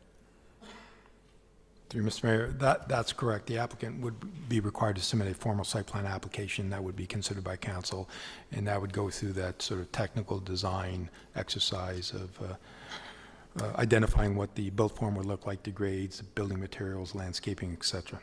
So, and we've been to enough planning meetings. We often get going on the site plan itself, and we will then draw back. Let's just deal with what's before us, and that is, are we going to approve the amendment, the site? So this is great that we're going through all the aspects of the grading and the vibrations, et cetera, et cetera. But I really would like to try and stick to the zoning. We've spent a good hour on this now. The comments I'm just hearing in the last round about setting up residential without commercial. I mean, the Promenade study had in line that we would have commercial grade retail outlets with residential on top, and that's what was called a mixed commercial residential. And you know, the one at Tyler and Yonge was the first one built basically in the downtown historic core, and that's the form we got. The Promenade also asked to move the structures back so that we could create a bigger sidewalk, but that wasn't done in that case. And since then, we've strayed completely away from that, and starting with the Treasure Hill North, where we did the stacked townhouse, and there was no commercial, there's no elevators, there's no affordable, there's none of those things. So we set the ball rolling. Of course, when we put in the institutional at the United Church, we continued and we've imposed on that. And so now, to me, I'm not surprised at all. We're just going to roll right through the historic core in a residential. We sent no commercial, and so I'll say the same thing I did at those. I mean, I would like to stick to that vision and that planning and make it residential commercial. But the flavor we've been doing for this term is to being allowing that. So my comment is that I would prefer to see us set the course that was designed, and that was a mixed commercial residential. And this application, Mr. Mayor, through you, is asking for an exemption from that and just to make it stacked residential. Is that correct? Mr. Ramuno? Through you, Mr. Mayor, my apologies if I wasn't clear. The zoning bylaw amendment is asking to deal with some exceptions from the original zoning permission, primarily the 10-meter height. The promenade official plan does permit townhouses. It actually permits detached dwellings in this location, being the downtown shoulder. So the applicant isn't seeking a change to permitted uses. They do need to revise the zoning bylaw from the height permission, because again, it's the old 10-meter height. But again, when we go back to our official plan, the official plan in this area does permit, up to 5 stories. It does permit townhouse dwellings, and it doesn't require commercial at grade in this portion of a Yonge Street within the promenade. Councillor? So it does permit it, but it could also do commercial with residential. Is that a question? Yes, I'm asking. Mr. Muno? I mean, it permits, as you said, all those other forms, but it does permit commercial residential. The downtown shoulder area, the promenade, permits a mix of commercial and residential. Okay, thank you. That's good. So there's nothing untoward going on, and we're not approving an exception. He's just applying for what has been revised in our plan. For the pile drive shoring, and you did mention the vibrations will be monitored. Would it be prudent to assess the foundations of the closest ones to it beforehand? So that if after they say, hey, you came in before, you saw what was there, and you put the vibration, but my foundation has been compromised, and now you can see it the way it is. Is that something we could do? The applicant could do? Through you, Mr. Mayor. Yeah, that's how it would work. Prior to any development occurring, the applicant would be required to do some pre-construction surveys of the existing homes inside and out, and then they would place vibration monitorings around the properties. They would do their construction, and then they would then do post-construction surveys afterwards. If there were complaints, they would then have to go take a look to see what level of vibration is being experienced by the property homeowners on Temperance Street. So that would be embodied in a condition that we would attach to the site plan agreement. Thank you. Thank you, Mr. Bermuno. I think that's something that has been borne out by the comments and questions here at the residents. I do remember the site, of course, of those of us at last term, when there was a Montessori school proposal with the volume and the turnaround coming in off of Reuben, and the flow of traffic being some 100 cars down a shared driveway, and that was put away, and this is completely different. So I'm glad we're not addressing that. I see some of the residents here. This is something a little more palatable, that all vehicle access is going to be off of Yonge Street. It is going to be residential. It maintains some of the height, so it's not bad in a lot of ways along that. And of course, it's up to the applicant to address the grade and the height and the environmental protection and all that when he brings in a site improvement. So based on my comments and my concerns about the commercial residential, it is permitted, and so then I'm in favor of moving forward with this at this time. The comments that have been expressed by my colleagues, that there are certain concerns that this table has, and that's I'm sure well documented as we go forward. So I'm being given the hook, Mr. Mayor. You are. My time is up. Thank you. Thank you. Councillor Kim, you're the last one. I'll add some latitude to, and then when we go back for a second round, we'll stick to the zoning bylaw. Yes, through you, Mr. Mayor, to Mr. Ramuno. With the zoning bylaw, I do agree with Councillor Thompson when he astutely brought forward about the structural facade or the structural type, and I too don't agree with that type of structure. And I don't want to talk about that, but if we approve the zoning bylaw amendment, will it restrict the type of structure that could go on that site? And if we move this forward, can the applicant actually come back with a total different structural type? Mr. Mino? To you, Mr. Mayor. So their request now is for stacked townhouses, that, as we see conceptually. So if council were to adopt that at a future date, that's what they would need to come forward with in the form of a site plan and a building permit. If they decide to, change the built form to go to something different, they would have to resubmit an application and come back before council and deal with the zoning amendments to the zoning bylaw. Okay, so, to you, Mr. Mayor, then, so the structural type has to be confirmed in public planning, and it cannot be changed at GC. Mr. Mino? Through you, Mr. Mayor, that's correct, because as we see the development, the conceptual plan in front of us is very specific to a built form. Okay. And last question is, in terms of piling and driving and shoring, I'm not really into construction. Can you confirm what that is, what that means? And from what I gather, it seems like it's some type of drilling, because we're talking about vibration, and it seems like any type of construction that will happen, whether it be single detached or stacked townhouses or a 4-story apartment or condo, it seems like this piling and shoring is going to be necessary. Is that right? Mr. Mino? Through you, Mr. Mayor. So the applicant has submitted a soils report. Because of the grade, there'll be a lot of fill that'll have to be removed. There is one level of underground parking. We're not quite sure at this point whether they need to do any piling, but they will likely need to install retaining walls, and there may need to be tiebacks to deal with the grades to the south and to the west adjacent to Temperance Street. But, they'll need to spell that out for us, and we're hoping that we'll have that information next time we come back to council, even in advance of a formal site plan application. Okay.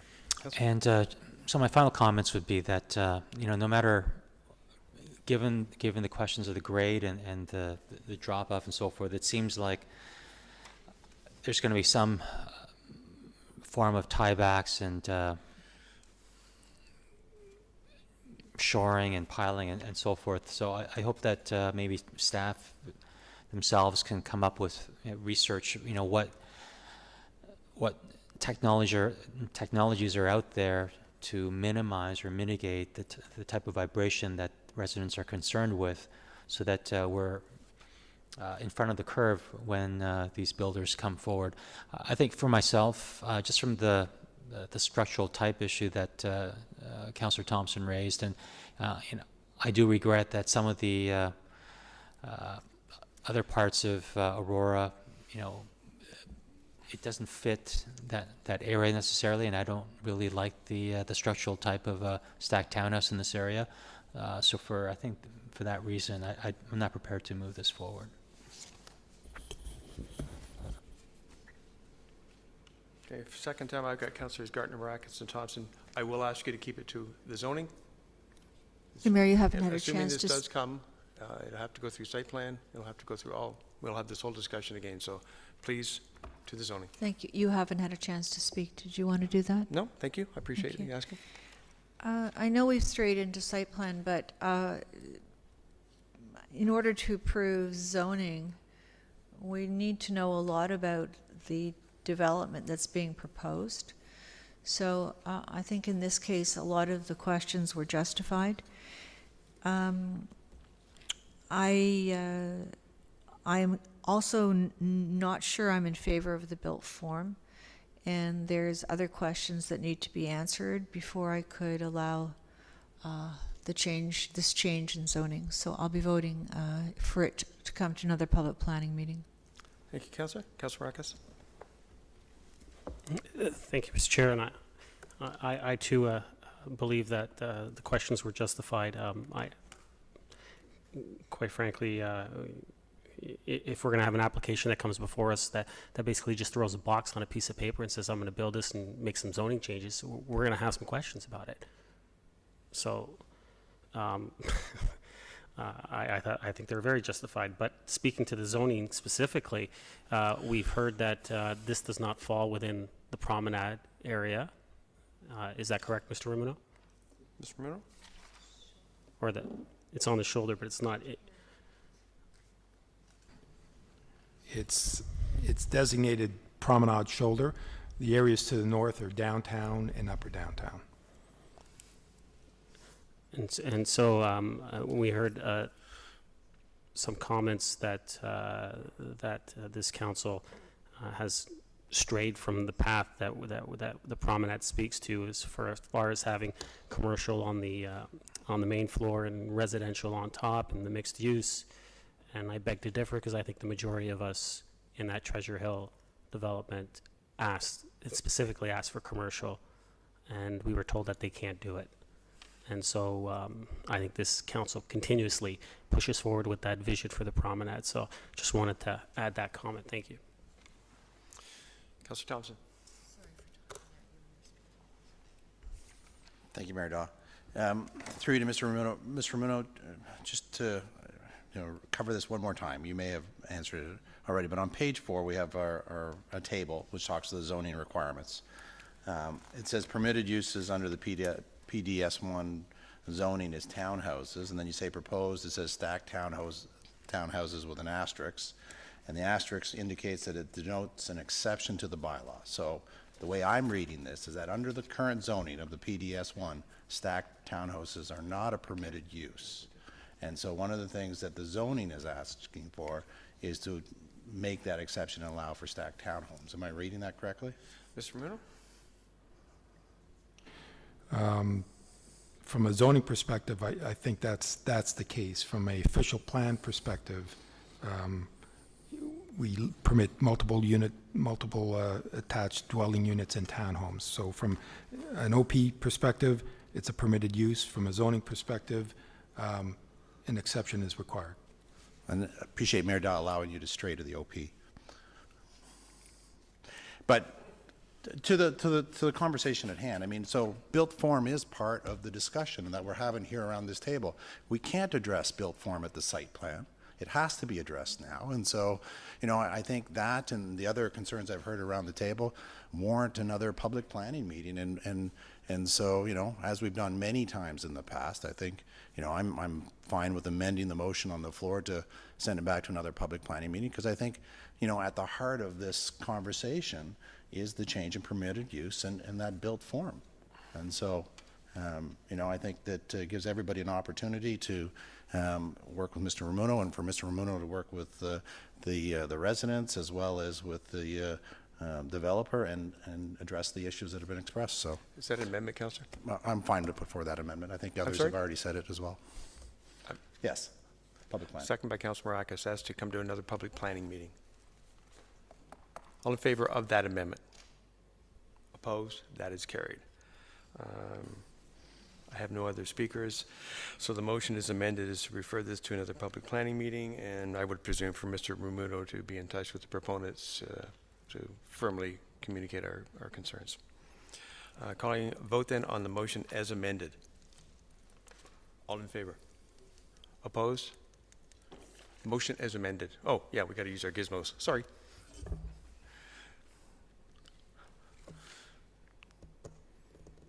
I said we have to use our electronic voting tablets here, technically known as a gizmo.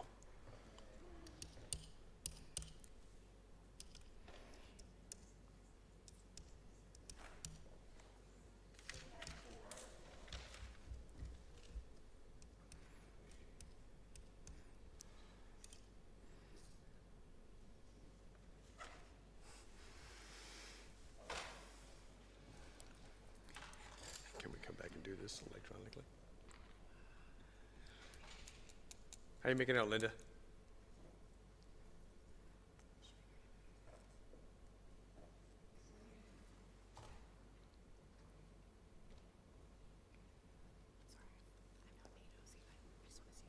Okay, all right, we're up.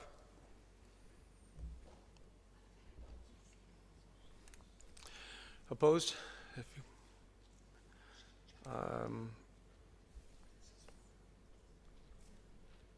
Okay, everybody's voted? Linda?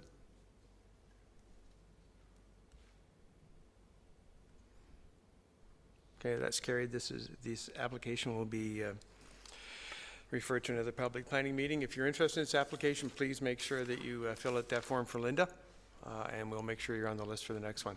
Before we go to our next public planning meeting, that is, before we go to our next application this evening, I'll call for our break now, and I would appreciate if everybody's back here at 5 to 9.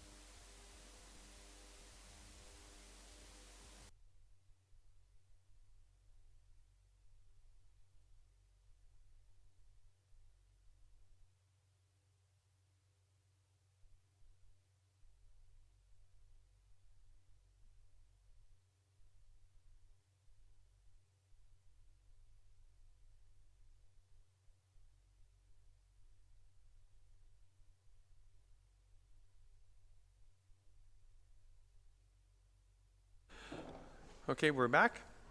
And Caitlin, if you'd like to walk us through our next application, please.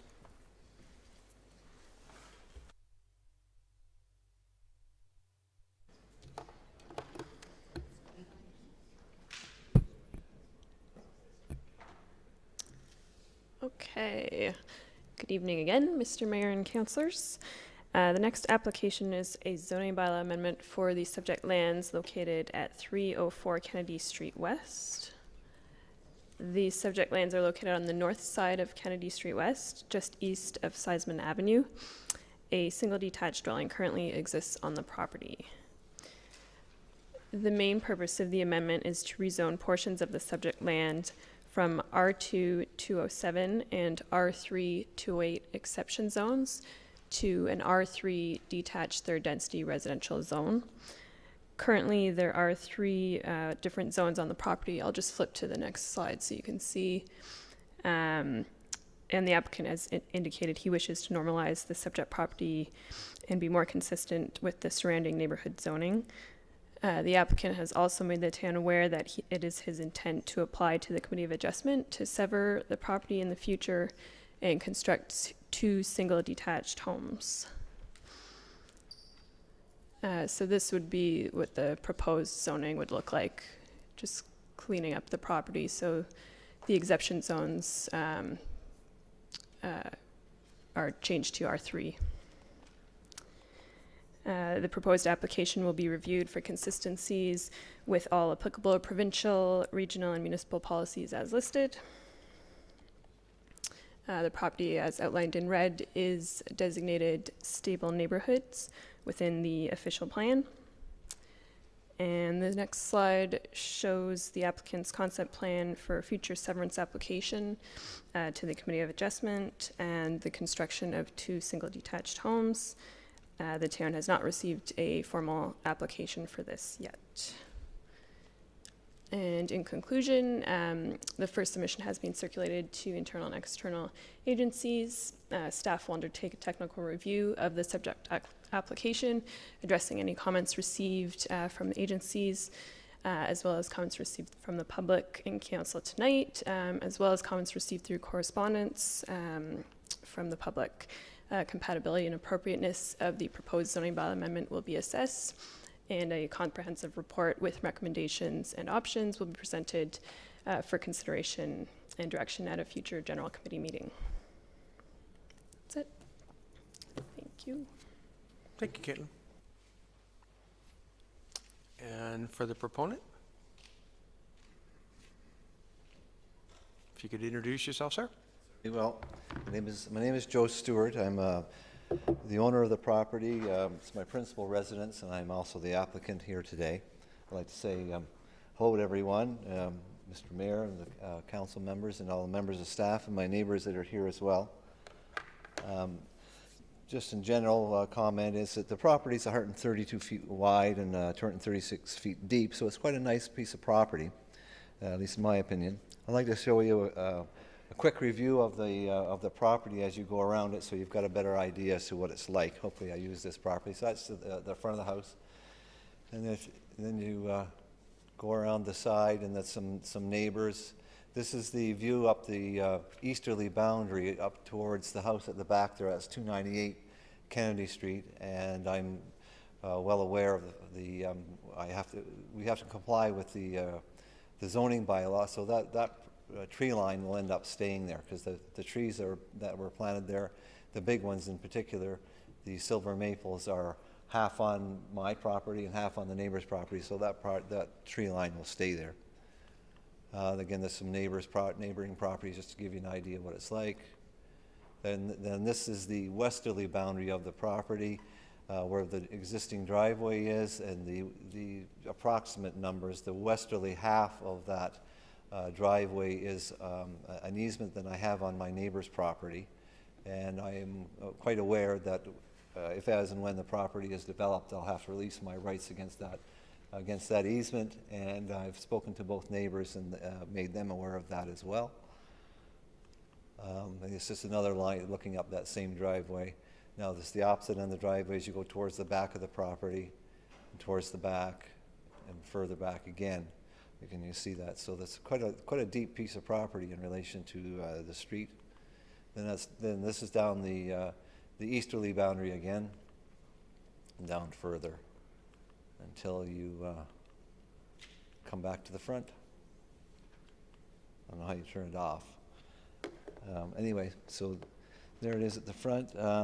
Just other than that, I've lived at the property since October the 14th of 1994, so it'll be 23 years as of next month.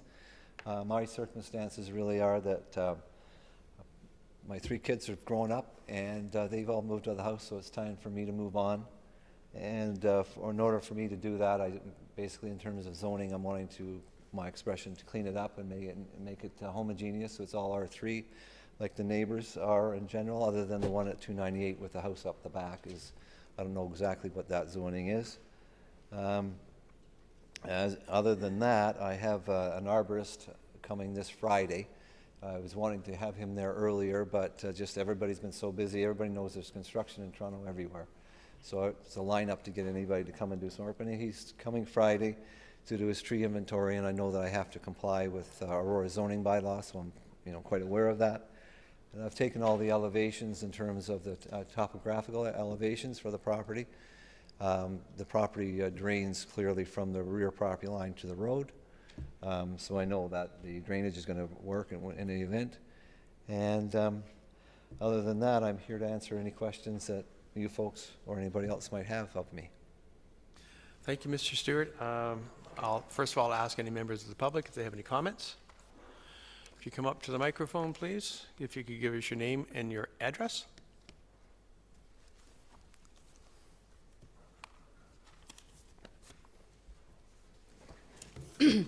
I'm Diane Pinder. I live at 62 Sisman. I'm the third house in off Kennedy on Sisman.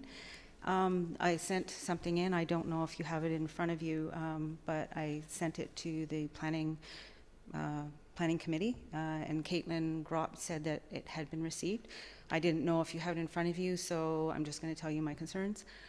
First off, there's at least 5 or 6 mature pine trees behind our property, about 40 years old, and that is a backdrop for our house. Our house is set far back on our lot. It's a 100-foot deep lot. We have maybe 20 feet from our back door to the property line.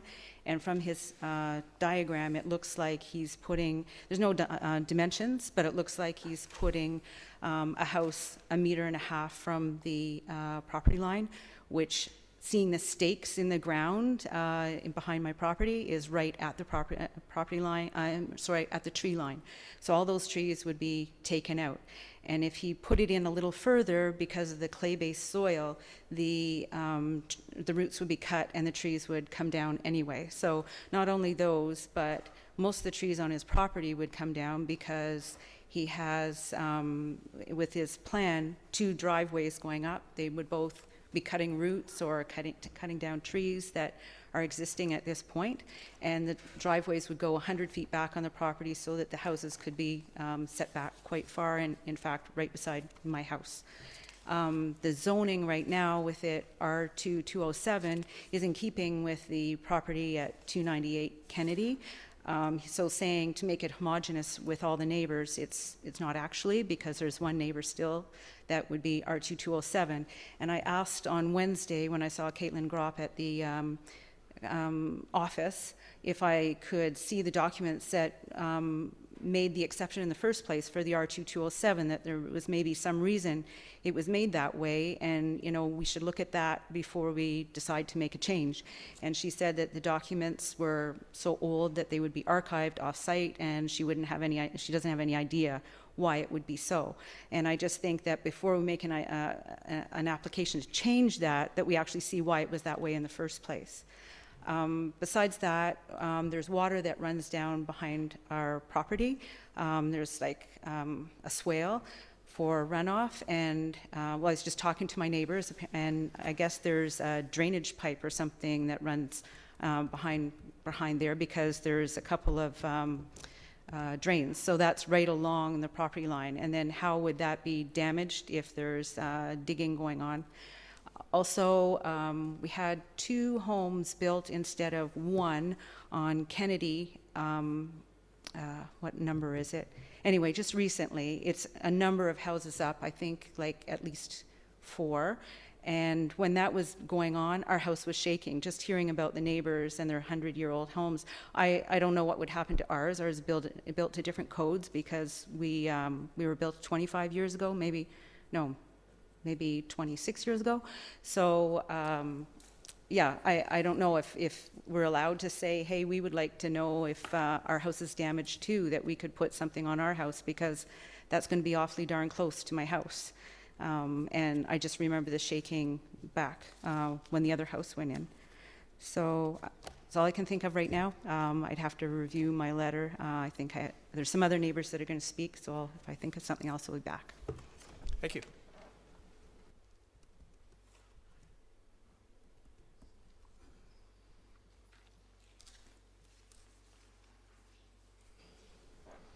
My name is Kurt Kuhn. I live on the east side of Mr. Stewart's property. And I mean, I don't necessarily have an issue with the zoning changes. My big concern is with the segregation of the lot into 2 lots, and I guess the proximity of the house to our property line. And so I think it does indicate, I think 1.3 meters from our property line, and as Mr. Stewart pointed out, there's a whole row of very mature silver maples and a nice cedar hedge there that we enjoy for the shade and the privacy and stuff. And I am really concerned that, I mean, I know he said he's going to preserve those trees, but I think I mean, to excavate for those basements and stuff, you're going to be cutting those trees or the roots back pretty much to the trees. So I don't see how those trees will survive, and I guess that's my only concern at this point. Thank you. Thank you, sir.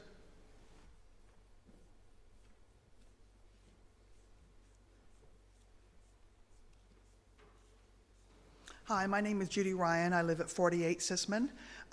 The proposal for the 2 homes, they're set back, way back on the property, creating a 100-foot driveway. And this is more a comment because it's not going to directly impact me because I'm a little further on 48 Sisman. But to allow 2-story homes that are going to be 1.5 meters off the end of a property is going to be, we heard earlier about shading. The direction of the sun, our houses go from east to west. There would be no sun in the morning as the sun rises in the east. If the houses are directly, and we're talking, Mr. Stewart's proposal is to have the house 1.5 meters off a backyard that's roughly 25 feet deep. So that's a little close to the property line in terms of their enjoyment of their property.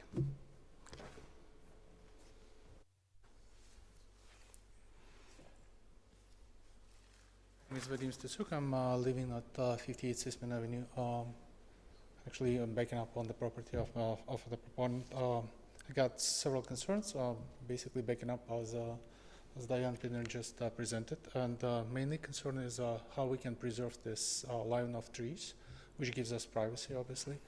And what's the mitigation and controls to keep it up, that the trees will be there. Secondly, my concern about the flow of the water. So I don't want any flow in my basement because of this change in the landscaping due to constructions. And the third one is obviously the vibration that could damage my foundation.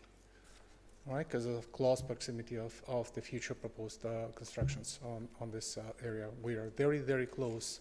Houses would be on the west side rather than on the east side. Okay, thank you. Thank you, sir.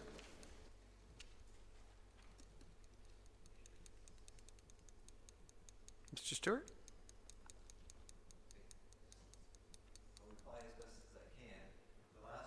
Was Careful. Well, okay, now you're on. Yeah, so the last, sorry. The last element that was up here, I couldn't understand anything that he said. I don't know whether you folks did, but I didn't know what he was saying, so I can't respond to that. So I don't know everybody's names properly, but the first lady that was up here, as far as generally speaking, the cutting of trees and all that is dealt with through the town's tree bylaw that we already have to have, and I have to comply with them. There's no question about that. As to how the zoning with the 298 happened, again, I'm the person who made it that way. I owned the property since 1994. In 1995, I went through the process of rezoning and dividing the frontage up in whatever number of lots. I think it was 5 lots at that point in time, which included part of 298 and 304. Like, I owned both properties at the time. And what I was doing at that time was trying to make smaller lots at the front. And since I owned 298, then I was going to add the back part of 304 onto 298. In the end, I went through that whole process. I just looked at the end as far as the real estate market in the 90s. There was still having a lot of trouble and depreciating, so I just felt in the end that the risk was too big, and I just stopped. That's where that came from. So I'm the person, so to speak, that made my backyard the same as 298. And as far as shaking foundation, again, that's the first time I've heard that to do with regular construction kind of thing. Like, I know certainly of shaking foundation when you have piles, pile driving, where you've got like a big machine hammer and hammering away. But normally when you build like, I'm a Terrion registered builder, so I built lots of houses. So when you dig a hole, I don't know, unless there's some special circumstance or some unusual soil problem, then maybe in that case, but I don't know. I've had no such experience myself.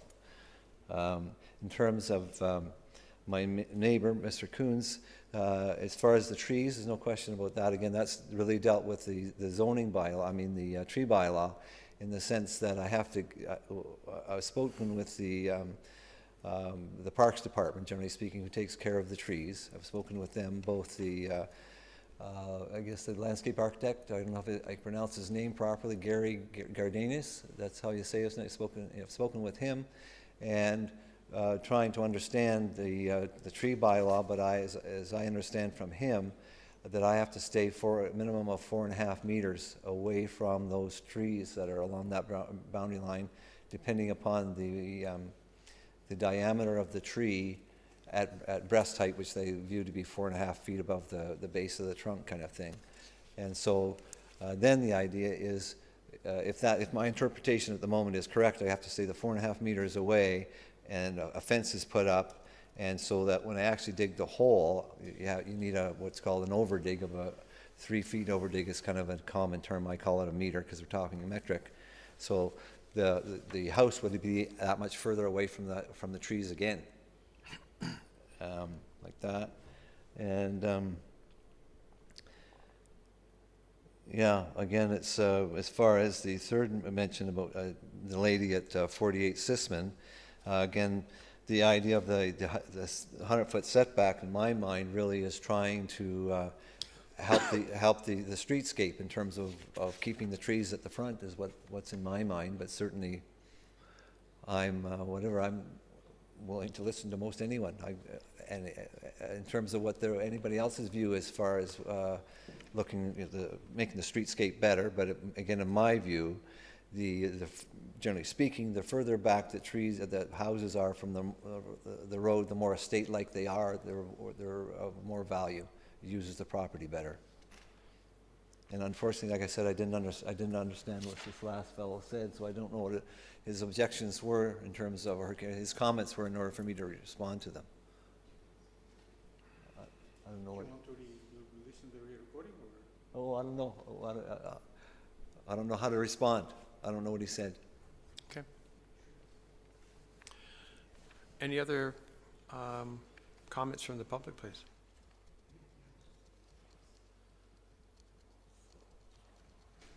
Okay. And I I don't will know what ask you to- to introduce yourself again, please. Pardon me, sorry? I will ask you to introduce yourself again. Okay, Diane Pinder, 62 Sisman. I took off Google Map a picture of the property. I don't know, can I walk around and show it to you? We've got Yes? photos. Okay. We have photos. You have photos, okay. So, I mean, looking at that, there's no way that he can put 2 driveways in without demolishing the trees in the front of his yard. So if he says that he has to, say, 4.5 meters away from trees, then he can't put 2 driveways in there. He can only use the existing driveway he already has. And further to what my neighbor at 48 Sisman said, the tree bylaw that Mr. Stewart said that he's going to follow says that you're only allowed to take out 2 trees a year. So if he's only taking out 2 trees a year, then is this going to take 10 years to do, or what's his plan on how it's going to be built? And his picture of the lot, I don't have access to that, or do I? His little site plan, can we get that back up? No? All right.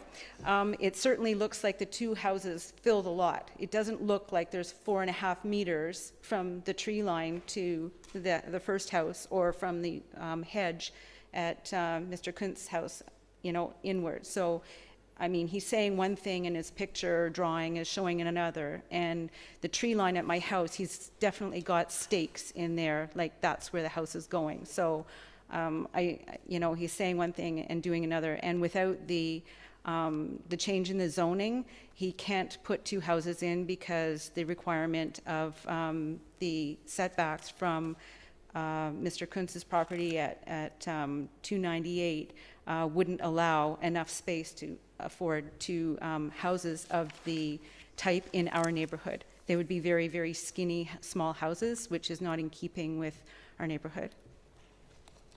Thanks. Thank you.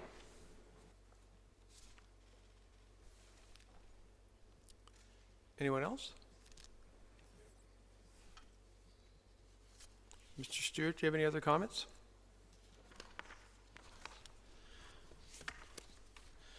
My only comment really is that I have to comply with the zoning, with the tree bylaw, which I am quite aware of, and that's what I need to do. And I think that compliance with the tree bylaw will answer a lot of what the concern is to do with the trees. That's why the town's got the bylaw. So I'm fine with complying with it. Thank you. Thanks. Confusing. Any other comments from the public, please? Ms. Ryan? Judy Ryan, 48 Sisman. I would ask Mr. Stewart that his plan is on the eastern side of the property to maintain the trees and the tree line.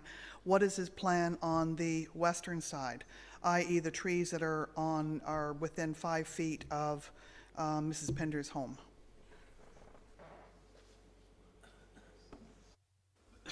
Mr. Stewart, please. The trees that the lady is speaking of are the trees that are on my existing property. They're on my property, and actually they're planted there by the people that own the property before me. That's how I end up buying the property. But what my plan is to deal with those trees in accordance with the town of Aurora's tree bylaw. That's what my plan is. Thank you. Are there any other comments from the public?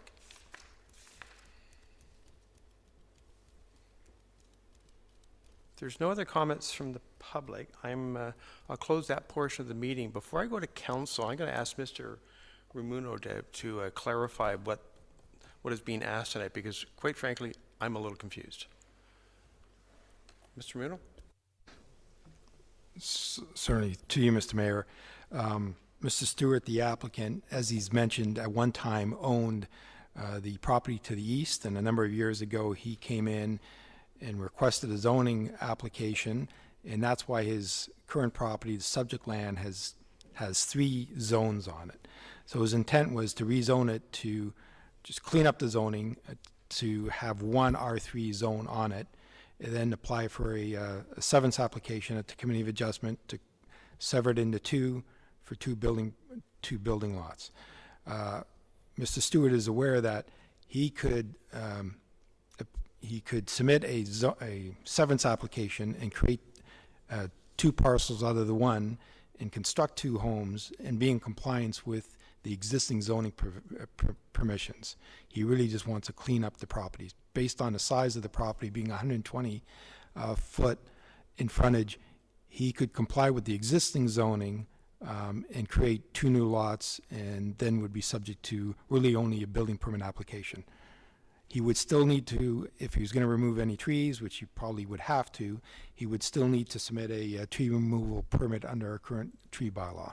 But it was his preference to rezone it to create the one R3 zone for his property, and then submit a severance application to proceed with 2 building permits. So, Mr. Rumuna, are we dealing with the severance application tonight as well? Through you, Mr. Mayor, no, that would come at a later date. Or anything to do with the building or setbacks or bylaw variations there? No. Thank you. So we're just dealing with creating one zoning for those, taking the 3 and combining it to 1. Yes, sir. And I believe the severance application will be heard by the Committee of Adjustment and not council. Is that correct? Thank you. So we're council's just dealing with the zoning request. I appreciate the concerns that have been expressed, but at this point we're simply dealing with the zoning request. So questions for staff? Councillor Gartner, Councillor Maracas. Thank you, Mr. Mayor. Through you to Mr. Bruno. Mr. Bruno, if the zoning stays the way it is, how far from the lot line would the building be permitted? Mr. Bruno? Through you, Mr. Mayor, the existing R3 zone and the adjacent properties, the standard side yard setbacks are 1.5 meters, which is 5 foot on either side. Minimum front yard setback is the typical 7.5 meters, 25 foot, and similar in the to the rear.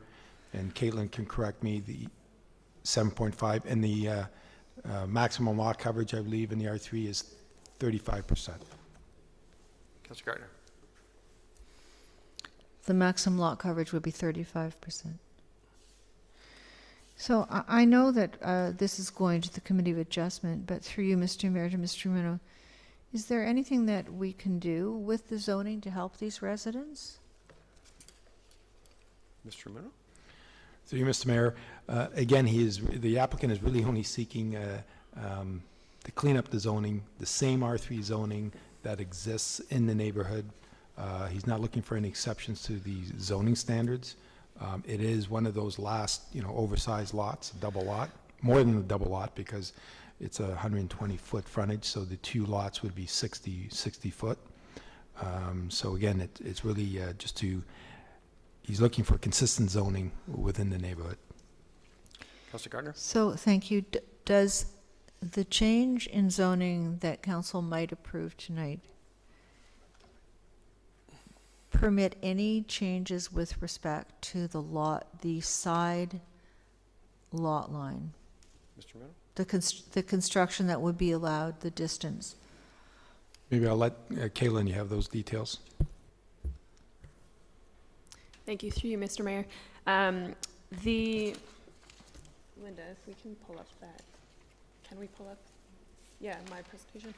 Figure 3. You could put figure 3 up on the screen. Figure 3, yeah. Linda? I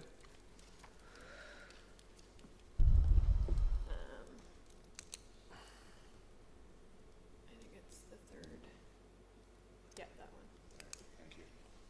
So the basically today, the applicant could apply to Committee of Adjustment for the severance, but because of the R2207 exception zone in the top right corner of the subject property, he would not be able to build the home that far back because the R2207 exception zone is very specific to the property to the east, 298 Kennedy Street West, and the house is set back quite far, and the site-specific provisions relate to that home, and the interior side yards are very specific in that they state interior side yard from the western property line 4.5 meters, and the interior side yard from the eastern property line shall be 12 meters.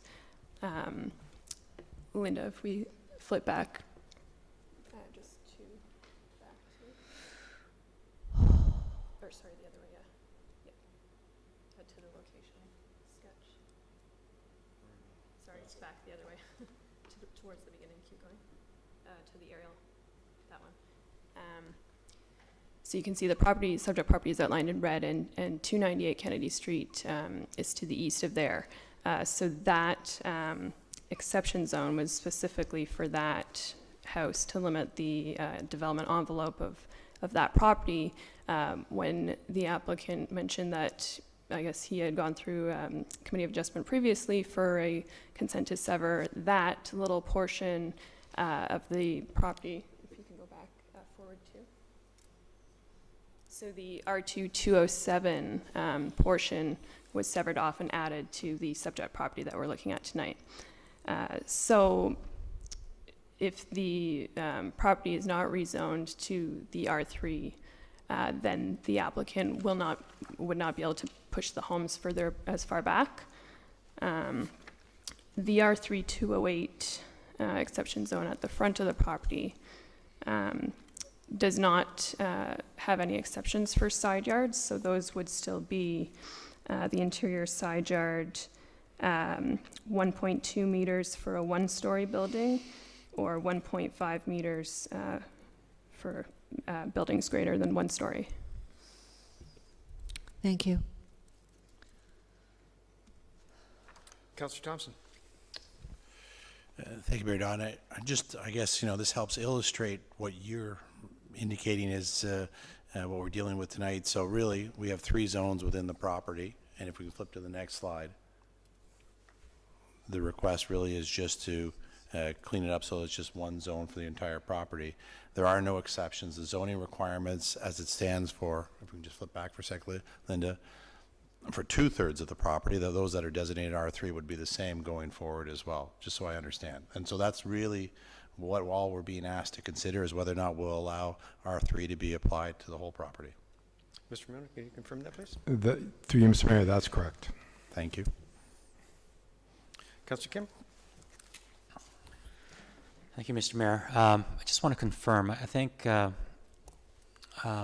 got I think I have the answer, but I just want to confirm with Mr. Ramuno. Mr. Ramuno, I understand why the applicant would want to tidy up the zoning. I'm sure the residents on Sisman, their main concern is really the splitting up the lots. And today, as everyone heard, the mayor, we're just focusing on the zoning. But just to humor me, Mr. Ramuno, the applicant can still split up the lots, even if we don't harmonize the zoning. It's just that the houses cannot be built in as far back. Is that correct? Mr. Ramuno? Through you, Mr. Mayor, that's correct, because at one time, Mr. Stewart owned those 4 or 5 irregular shaped parcels, and they each have specific zoning standards. Yeah. Thank you. And it looks like, just if I were to scale this, looks like the depth of that, just the R3 208, the depth of that is probably 110 to 120 feet deep, which is, in today's standards, quite normal. And it seems like if the concern is really splitting, the applicant can split regardless of what the zoning is, and that's at the Committee of Adjustment. Given that we're just focusing on the zoning, I don't see why we don't allow it. The splitting of the properties, it can be done regardless of whether the zoning is going to happen or not. So thank you, Mr. Ramuno, for clarifying. Councillor Kim, any other speakers, please?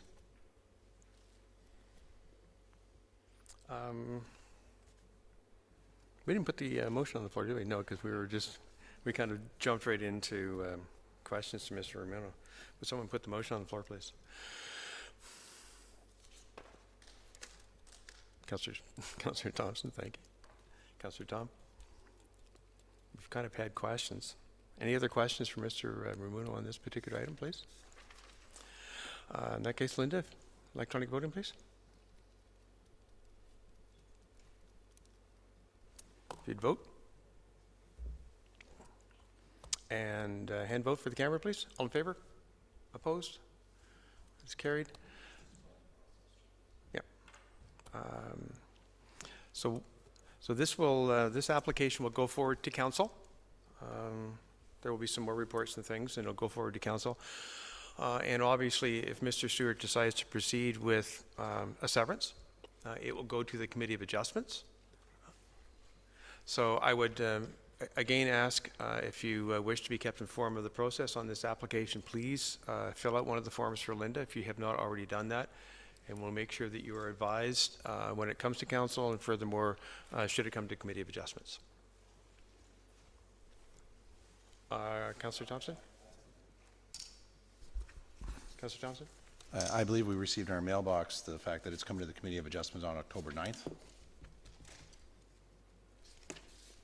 It's coming to Committee of Adjustments on October 9th. Thank you.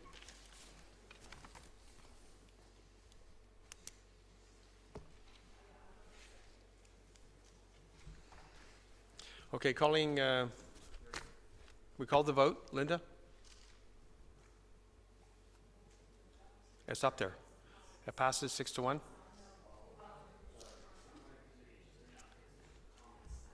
Okay, those are comments for us. Yeah, that's okay. It's not coming to Committee of Adjustments on October 9th. You can submit your comments by October 9th. Councillor Gardner? It says there were no comments received from the public in this report. So what is the process when somebody sends a letter? Does that come to council as well? Mr. Muno? Through you, Mr. Mayor, in some instances, based on the publishing of the report, goes back a number of weeks. So if we receive comments, we indicate in the report whether we've received comments. In some instances, we produced a report a number of weeks ago. We will address any comments that we receive in our future report. Thank you. Okay, so that passes. We need the confirming bylaw, please. Councillor Kim, Councillor Tom, all in favor? Opposed? That is carried. Motion to adjourn, please. Councillor Abel, Councillor Thompson, all in favor? Opposed? That is carried. Thank you very much for coming out. It does get a little confusing at times. Again, make sure you fill out the form, and we will let you know when the if it goes to Committee of Adjustments, when that happens. And it still has to come to General Committee and Council.